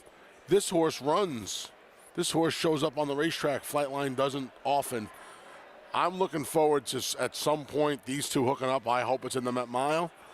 I'm going to take my chances with that. I think this horse is a first things first, real talent. He's got to pass a big test today. Certainly a tough field he's got to tackle this afternoon. He gets an outside post, too, which should be a very positive thing for him today. Yes, the outside post will help. The 7/8 bothers me a touch, just a touch, because there is a big difference between 7 and a mile, despite the fact that he's 2 for 2. He hasn't run against this quality of field going the 7 panels. So it's leg 4 of this cross-country Big 5 that begins with a Shakertown. And Golden Pal back in action for Wesley Ward. Ends with the Gazelle and the New York-bred Venti Valentine trying to stamp her ticket with some authority on the road to that Kentucky Oaks. Late pick 5 here in New York begins with a Dangers Hour. Chad Brown, Klarovich, and the 6-year-old Value Proposition, current favorite to start off the sequence. We'll be back with the post parade next.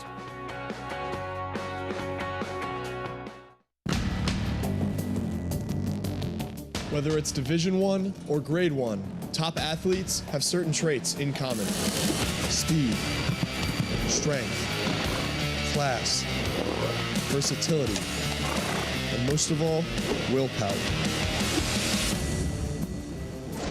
Claiborne Farm Stallion, War of Will, was a Grade 1 winner on both dirt and turf. Now, his first foals are taking the field. Who you betting on? How about an app created specifically for horse racing?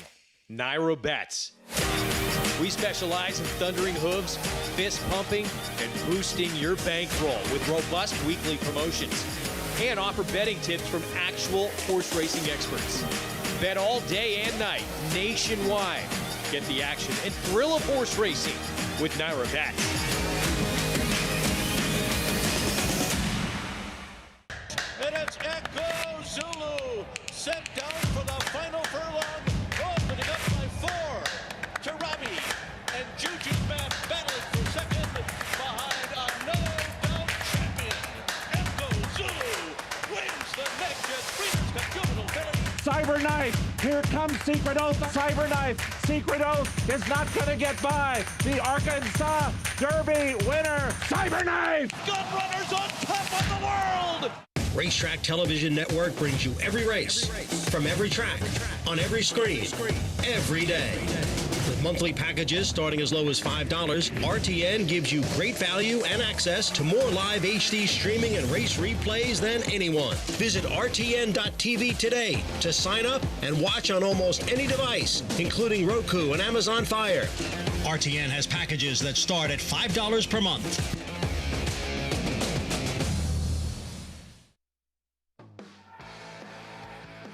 We're back on America's Day at the Races on FS2 SNY. Program brought to you by America's Best Racing for the love of the race. Visit americasbestracing.net today. Late Pick 5. We love this wager. It's coming up next here in New York, and it begins on the turf, inner turf at a mile, the Danger's Hour. There is the current favorite value proposition for Chad Brown. Let's go downstairs to Maggie. And Greg, all 7 horses in this Danger's Hour coming in all varying lengths of layoffs, but your current favorite value proposition, he's coming off the shortest break of any of these, being 3 months after a second place finish last time out in the Tropical Turf Handicap. And I thought he sat a perfect trip that day behind a 3-wide duel. His biggest problem, in which I'm sure he's one of the most frustrating horses in Chad Brown, is that he always wants to lug in. And I talk about the quote-unquote uniform that Chad Brown horses wear, which is always a snaffle bit with the drop noseband. And I think it's noteworthy when a horse wears something different. Well, this guy wears a burr, so it's a rubber ring placed on the outside of his bit on the left side that just has some, bristles, just to make it a little bit uncomfortable for when the jock wants to pull on that right rein. It kind of makes him not want to lug in as much. He looks fantastic here in the flesh. Incredibly fit, just an excellent coat on him, and he looks ready. He's focused, but he has that kind of bubbly energy that I like to see from this horse. And 2, the fact that the turf course isn't necessarily firm, I think, is a feather in his cap. Not that he prefers it with some give, but he's one of those horses that doesn't detest it. As we'll move on to one of several New York breds in here. In fact, 5 of the 7 runners are foaled in this state as number 1 City Man. He returns off of the 4-month layoff for Christophe Clement. Last time out, it was a total merry-go-round race, and I think this horse could have more wins than his record may suggest, because I don't think he makes it easy on his riders. I think he's a horse that you have to keep forward, but he only has a little run, a little acceleration for a short length of time. And 2, you have to time it correctly, because I do think he has the propensity to want to hang on other horses. That being said, the layoff troubles me a little bit. He only has 4 published workouts heading into this one, and overall, he just looks a touch soft. So I'll take the wait and see approach here with City Man, but hopefully Joel Rosario, who does know him well, will keep him forward, and he does benefit from that inside post, so therefore he will have the benefit of saving ground. Another New York bred which should provide the speed is number 5, Rinaldi. They experimented with a dirt try. He just wasn't fast enough for 7 furlongs on the main track. He's back on his preferred surface. Now, he is a horse that we'll see how he performs with given the ground, but again, another one that I think he's going to need this start. Just doesn't look as fit nor as good as when he does in the summertime. This is a horse that continuously, year after year, tends to thrive up at Saratoga. So again, the layoff concerns me here, Greg, for his try in the danger's hour. All right, Maggie, thanks. His speed, though, makes him dangerous as Trevor McCarthy gets a leg up, became a Grade 3 winner at Saratoga last summer. We'll see if he can overcome the way he looks this afternoon. He's 5-1. And, you know, the lawn racing returns, and then the Christophe Clement runners get unveiled, as do these Chad Brown turfers as well. Here's one of the Clement City Man making his 5-year-old debut. Yeah, 4-time winner. Last seen back at December here at the Big A, finishing second. He doesn't like to go by horse. Got a little hang on him, Greg. Let's see how he does in his 5-year-old debut. Multiple stakes winner, value proposition, Chad Brown. Is he a little bit better at shorter distances around one turn? Tell you what, the moisture in the ground today should certainly help his cause. Therapist for Clement as well. Javier Castellano, his 7-year-old debut. Another one probably better around one turn. He's 4 for 8 at the distance, though most of those wins have come around one turn. The speedy Rinaldi, now 6 years old, making his 2022 debut. I like when he has a race under his belt. I like betting him second time. He's another one where the ground condition may hurt his cause today. He has not run his best races consistently on wet ground. It's a gamble. Jose Lezcano, 22-1. Yeah, big price. He's a 2-time winner on the turf against easier competition. Water gets a lot deeper here. Price talk. He has some big figures he has earned on the grass for Anthony Dutrow. Yeah, and he's one that should be benefited by the course condition. And if Rinaldi comes back, like I think he will, I think he could be the one coming at him in the latter stages. And 8-1 outside Sanctuary City for Jimmy Ferraro. There was a point last year, right around this time, where this horse had found some unbelievable form. He's tailed off a bit after he ran through his state-bred conditions. He'll try Open Company again. He's looking for just his second win against Open Company. The speedster, can he do it off the bench? Now 6 years old, Rinaldi going to try and wire this field off the bench for Jimmy Bond. Trevor McCarthy will ride. We'll have the start of the late pick 5, the Danger's Hour, when we come back.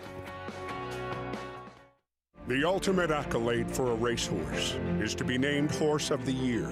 To be enshrined to the Hall of Fame is to achieve immortality. As a stallion, genetic immortality is defined in 2 words: breed shaper, plain and simple. 2-time Horse of the Year and Hall of Fame inductee, Curlin is just that. Breed shaper, Curlin, the classic sire.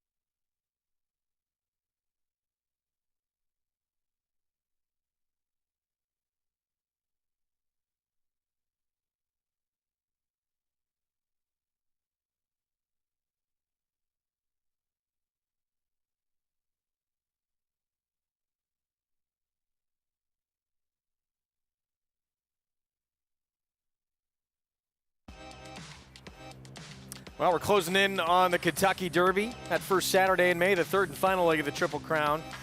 Test of the Champion and the Belmont Stakes. Get your tickets now. You do not want to be shut out. Letting a sizable crowd back on hand, but just 50,000 is going to be capped at this year. And at Belmont Park, that is not a lot. It will sell out.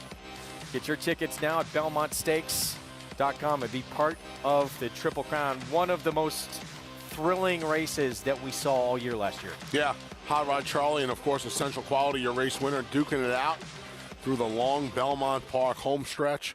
Fantastic race. Nice wrap to the Triple Crown Series last year, and it'll be history again on June 11th. Well, we can't wait. It's going to be fun. Got a lot that's going to happen between now and then, though. Right now, the beginning of this late pick 5. So there is value proposition. You question him at a mile a little bit? I do and I don't. You know, is he better around one turn, a little shorter? Yeah, he probably is. 7/8 probably is the wheelhouse, right?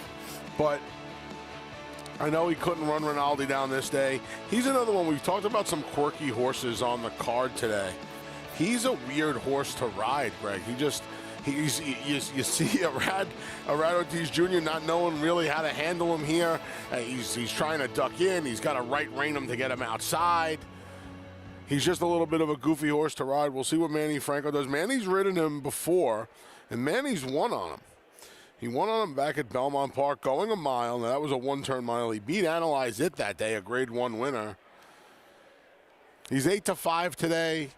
I think he's facing the right bunch. He's not going to find – I don't want to say he's not going to find an easier bunch this year, but I think this is a nice jumping off point for a horse who I think is the most talented horse in the race.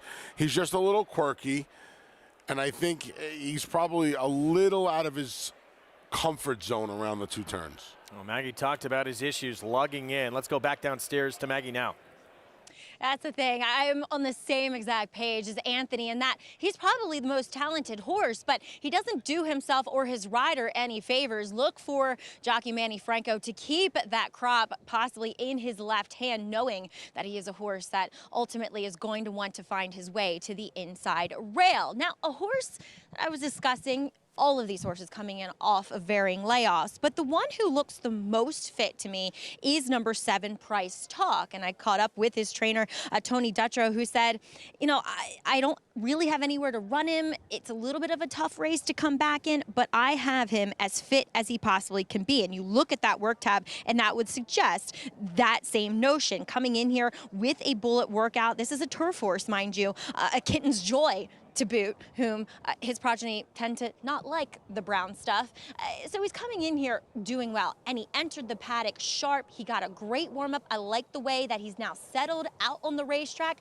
Maybe a mile is a little bit too short for him. That's my main concern. But as far as these horses coming back off respective layoffs, he's the one that looks the most ready. All right, Maggie, thank you. 5-1 right now on Price Talk, making his 5-year-old debut and trying this mile distance for the first time. Meanwhile, one of the Clement runners, here is City Man. He, too, coming back for his 5-year-old return to the races. 2-time winner on the grass. He was in the West Point August 27th at Saratoga, beating his stablemate therapist in Sanctuary City. Now, this is Rinaldi leading them into the stretch. What we haven't seen here in this West Point was Rinaldi getting run into the ground by a rabbit this afternoon. And you see Rinaldi's out of it as they come up to the 8th pole. And City Man is going to get the job done. It's a rare time that City Man is actually going to win a duel. He's going to beat Therapist, Sanctuary City 3 lengths behind them in 3rd. Boy, you know, off the layoff, is he going to need one? He more often than not, he does. 2 of the 3 times he's run off layoffs, a race has helped him. The one time he did get the job done right here at the Big A in the Geoponte. That was back as a 3-year-old when he faced restricted 3-year-olds, including Bodie Cream, who reversed decisions on him last time. He had Bodie Cream dead to rights off the turn, Greg, and he just could not get by him. So, yeah, back to your point about Rinaldi in there, he had no chance in that race. Todd Pletcher horse went after him early, tried to soften him up. He did. That horse wound up nowhere, so did Rinaldi. There's no one in here to really do that to Rinaldi today. No, there's not. Rinaldi has to deal with the layoff and the course condition today.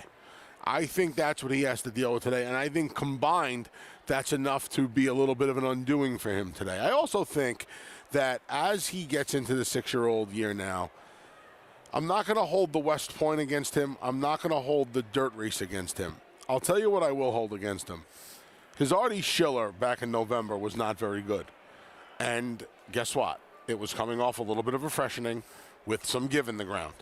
So, you know, where he was left alone on the front end, he just did not fire. Now, you want to argue that he kept better company that day. I can't argue against that. But I feel like between the layoff and the give in the ground, it might be a little taxing on him today. Yeah, we've been talking about the 5-horse Rinaldi in here, the speedster. So, yeah, definitely a couple of things to overcome, most notably that layoff. But give in the ground, historically for him, has not been a great thing. And how about his price? Right, you and I know he's loose on the lead. A lot of the folks out there watching know he's loose on the lead. I'll tell you who else knows he's loose on the lead. The people putting their money through their NYTHA account betting on this race. He's 6-1 right now. There's an ideology out there that says at 6-1 you almost got to bet a few dollars on this horse because of all of the positives about him. But to me, the last negative is that he is dead as can be on the tote board. At worst, did you probably think 7-2? 3-1, 7-2, absolutely right. 6-1 on Rinaldi. Makes it a little more enticing. Fight for favoritism. Here we go. Late pick 5 begins in the Dangers Hour. It's value proposition the 3, the favorite, but it's the 5 Rinaldi that's going to try and wire this field off the bench. Let's go to John Imbrial.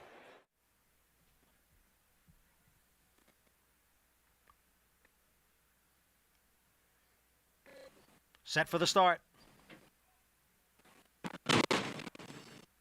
And they're off. It's Rinaldi and value proposition. Rinaldi and value proposition, and they hook up here in the early going. They've quickly opened up 3 lengths on City Man, who's racing in 3rd. It's another 3 back to It's a Gamble in 4th. To his outside is Price Talk in 5th. Therapist down at the rail, and Sanctuary City. They go into that clubhouse turn, and it is value proposition who gets away here to lead by a length. Rinaldi racing in 2nd. 2.5 lengths back to City Man in 3rd. The opening quarter mile in 24 seconds. And now they're heading up the backstretch. And it is value proposition in front, 3/4 of a length. Rinaldi coming on again on the outside to get closer. Value proposition by a 1/2 length. Rinaldi runs in 2nd. A break of 2 to City Man in 3rd. Another 2 to Sanctuary City. I'll make that Price Talk, who's racing in 4th. It's a Gamble in 5th. Then Sanctuary City and Therapist. 1/2 mile, 49 seconds. And it is the favorite, value proposition, who will take the field into the far turn. Value proposition by a length. Rinaldi remains in 2nd. City Man down on the inside, now getting closer in 3rd. Then Price Talk on the outside. It is still value proposition with the lead. City Man now comes on through to grab 2nd. Price Talk's on the extreme outside. Then It's a Gamble in Sanctuary City with Therapist. And here is City Man with a quick burst now to take over from value proposition. It is City Man in front and opening up on the field. City Man's the leader, with Sanctuary City running 2nd. City Man to win the Dangers Hour. It's a City exacta as Sanctuary City runs 2nd. Value proposition faded to 3rd. City Man's connection, Sam. Thank you very much to value proposition, who stole the front end from Rinaldi. And now, as we showed you earlier in a previous race, City Man has been the beneficiary of the last 2 times that someone's gone after Rinaldi. Yeah, he had to be, Joel Rosario had to be licking his chops at the 1/2 mile pole when Rinaldi is just hounding the favorite value proposition. At that point, value proposition's either going to come back to you or he's not. It's out of Joel Rosario's hands. But once he starts coming back to him, Joel just went around him with City Man and was able to hold sway. Sanctuary City came running late to pick up the place money, but he was never really threatening the winner. Pretty easy win here for City Man. 3rd win in his career on the grass in 11 career tries, and to do this as a 5-year-old off the bench, got to feel pretty good for Christophe Clement, Reeves Thoroughbred Racing, and the reigning Eclipse award-winning rider is the best in the business. Joel Rosario, that peak back, and he's in the clear for the victory. 5-2 on City Man to start off this late pick 5. 1-8, 3-4 here in the Dangers Hour. We'll be back.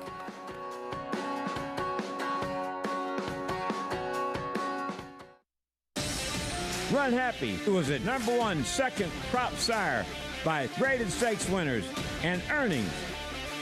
Run Happy is represented by Smile Happy, the Kentucky Derby individual future pool favorite. A leading dirt sire and now with an exciting Kentucky Derby hopeful. Call Bernie Sams now and book your mare to Eclipse champion Run Happy right now. Run Happy standing in stall 1 at Claiborne Farm.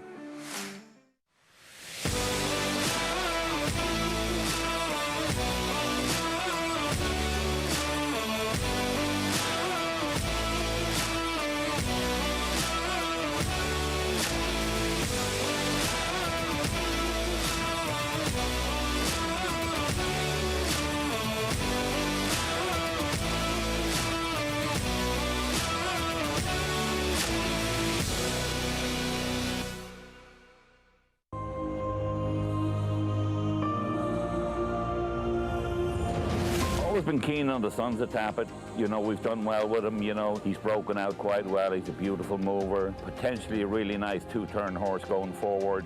We're really kind of very fond of him. We bought the Tappert filly out of the Blue Eyes and the Rain filly at the Keeneland sale. What we really liked about her was obviously her physique. We liked the way she moved, and we just fell in love with her from the start, really. Tappert, standing at Gainesway. If you're looking into racing partnerships, you should know they're not all the same. When you partner with Bond Racing Stables, you become a member of a growing family of racing enthusiasts, all guided by 3 generations of experience in thoroughbred breeding, training, and racing. Share in the excitement at Saratoga and Belmont Park, where we've graced a winner's circle with winners like Giacosa, who was bred, born, and raised here at our Song Hill Farm. Get more than just a partnership. Become a member of the Bond Racing family. 3 generations of thoroughbred excellence. Back on America's Day at the races on FS2 SNY. Good to have you with us on a tremendous Saturday of action from both Aqueduct and out in Hot Springs at Oaklawn Park. Race 5 is next. $16,000 claiming race. 6 furlong sprint. Of course, the Wood Memorial on the road to the Triple Crown. Final stop here in New York. Still to come later on today's card at the Big A. Let's get Gary Stevens' thoughts. Yeah, guys, I'm liking early voting in there. I like the way he's been handled. I like that he broke his maiden first time out, going the 1-turn mile. Then he came back in the Withers, going 1 mile and 1/8. He's got freakish speed. I love his sire, gun runner, tons of ability. He's been rested up for this with solid work pattern. Been at Aqueduct all winter long, or Belmont Park actually training all winter long. And then Morello. I mean, he can sit and stock off of early voting. I'm going to tell you something, though. There's so much speed in here. Early voting, I think he'll definitely be in front, but Golden Code to his inside has speed. Long term has speed. Morello, speed. And Mo Donegal. Why can't Mo Donegal come running? He's had trouble at the gate with every one of his races. If he puts it all together and this race falls apart, Mo Donegal, I think we'll run him down. Guys, should be a good one. It'll be fun to watch. Who is going to stamp that ticket to the Kentucky Derby here in New York? So many runners with big potential in that race. I've been a big Morello fan every step of the way. We'll see if he can continue on, but there's a lot of ways to go in that race. 3 undefeated runners, early voting, Morello and Barisi. Barisi getting very little love. And I know he hasn't been as good or as fast as Morello, but he's shown improvement in all 3 of his starts. He's shown improvement as the distances have gotten longer. His last start, numbers I look at, he's much quicker than early voting in that last start. Obviously, early voting has a lot more upside. He's only started twice, but he's in the mix with the best horses in there. We'll see. Yeah, do you think part of it maybe because he's a New York bred, he's not getting the love? Yeah, I think part of it is the competition he's faced. I think that's a big part of it, but I don't think you can hold that against him because he has gotten better in the same not as good, but in the same vein, in the same pattern as Morello. The difference is one of them's 8-5 on the morning line. The other one's 8-1. Yeah. This 5th race here from Oaklawn, the favorite, the 5 in here, War Detonator. Mike Maker, one of the best claiming trainers in this sport. Second off the claim for him. That 3-horse stepping in. If he's in front early, he's going to be very tough to run down. He's taking a big step up. Faced a lot easier last start, but nobody could run him down last out. I like King of the Court, the number 10, a little bit. Vic Stauffer, the call. Here's the 5th from Oaklawn. 2 more left to load, War Detonator and King of the Court.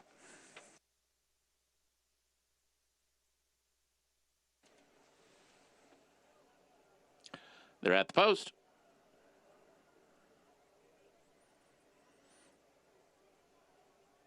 They're off.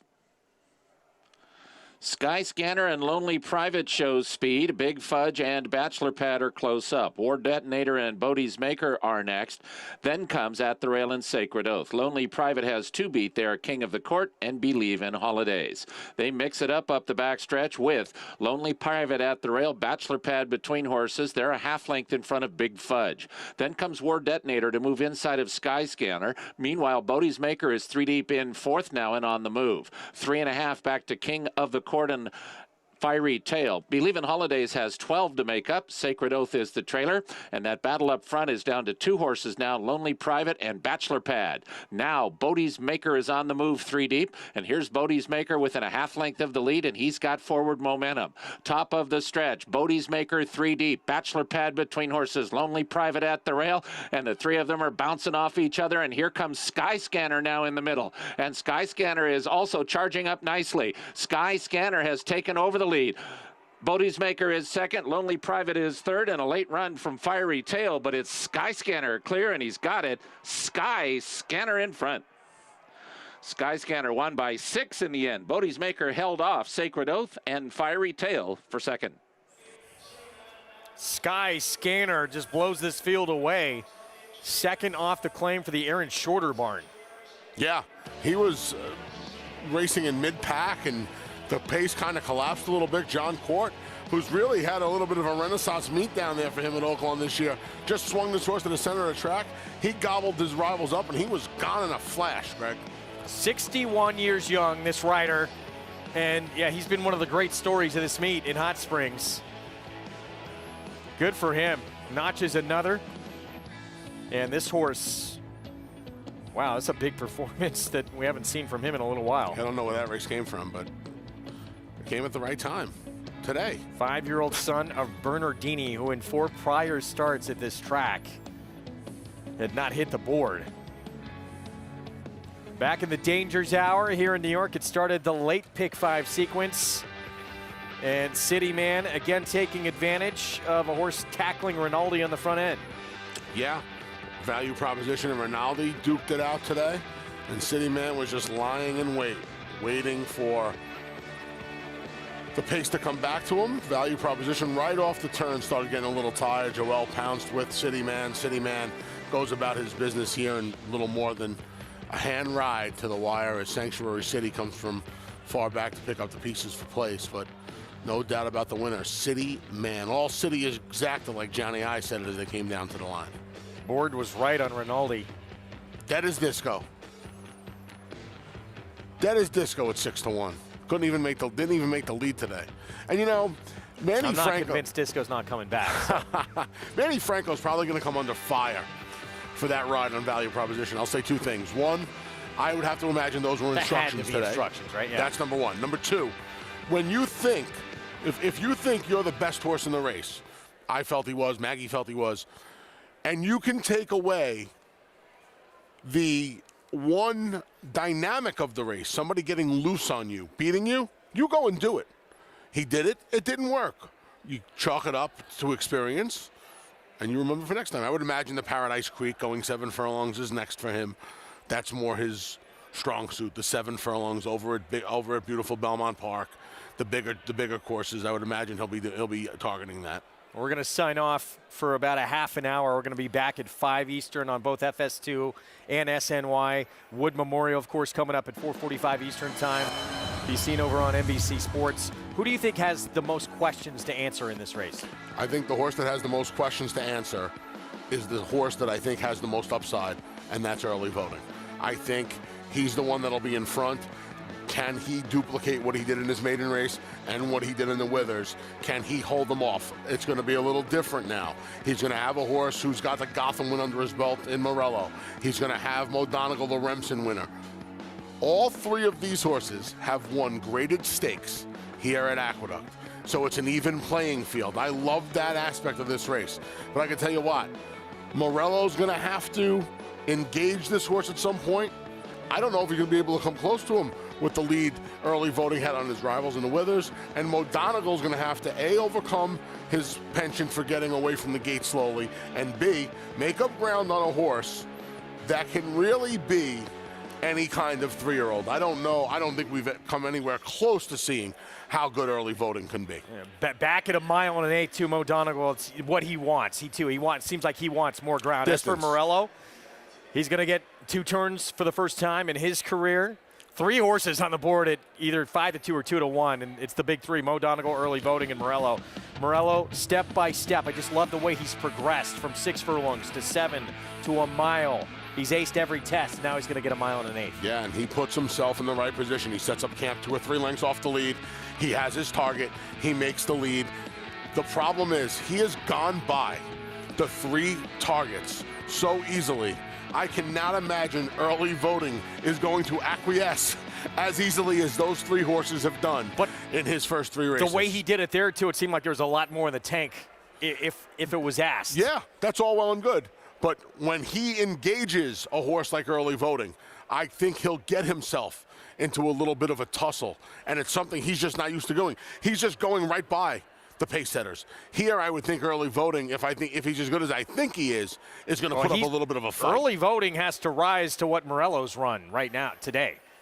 Yeah, but Morello's got to come and get him. And I'm the kind of guy where I'll take the speed every day of the week. You think Let he'll him come be get him. absolutely alone on the front end? Yeah, I think he's just faster than these horses. I think he's just faster than these horses. 3 2-1 shots. Amazing. I hope it lives up to the billing. Yeah, it's going to be fun. Derby bankroll builder, bet $50 to win. In the Wood Memorial, you get $25 for the Kentucky Derby. So it's a no-brainer. Don't forget, though, to take advantage of it. You got to opt in on the website or on the app at NYRA Bet. 16 minutes to post in the final stop on the road to the Kentucky Derby here in New York. There is Mo Donegal for Todd Pletcher. He's got 3 in the race. He's going to line up. He also has Golden Code and Long Term, but Mo Donegal taking the most money of any of them, a horse that's going to appreciate this extra distance. There's early voting. Already a winner of a grade 3 on this racetrack at 1.1 1/8 for Chad Brown. Big Saturday for Chad Brown. Zandon is well out in the bluegrass. Early voting here. Trainer, of course, seeking his first ever Kentucky Derby. Going to be fun. We'll see you back at 5 Eastern time on FS2 and SNY. There's Mo Donegal for Donegal Racing and the Hall of Famer Todd Pletcher. Joel Rosario rides. Remsen winner at Aqueduct at this distance back as a 2-year-old. Early voting. He's at 5-2 on the board. Likely race, but tons of talent. The Withers winner. And of course, Morello trying to make it 4 for 4 on his stop to Kentucky.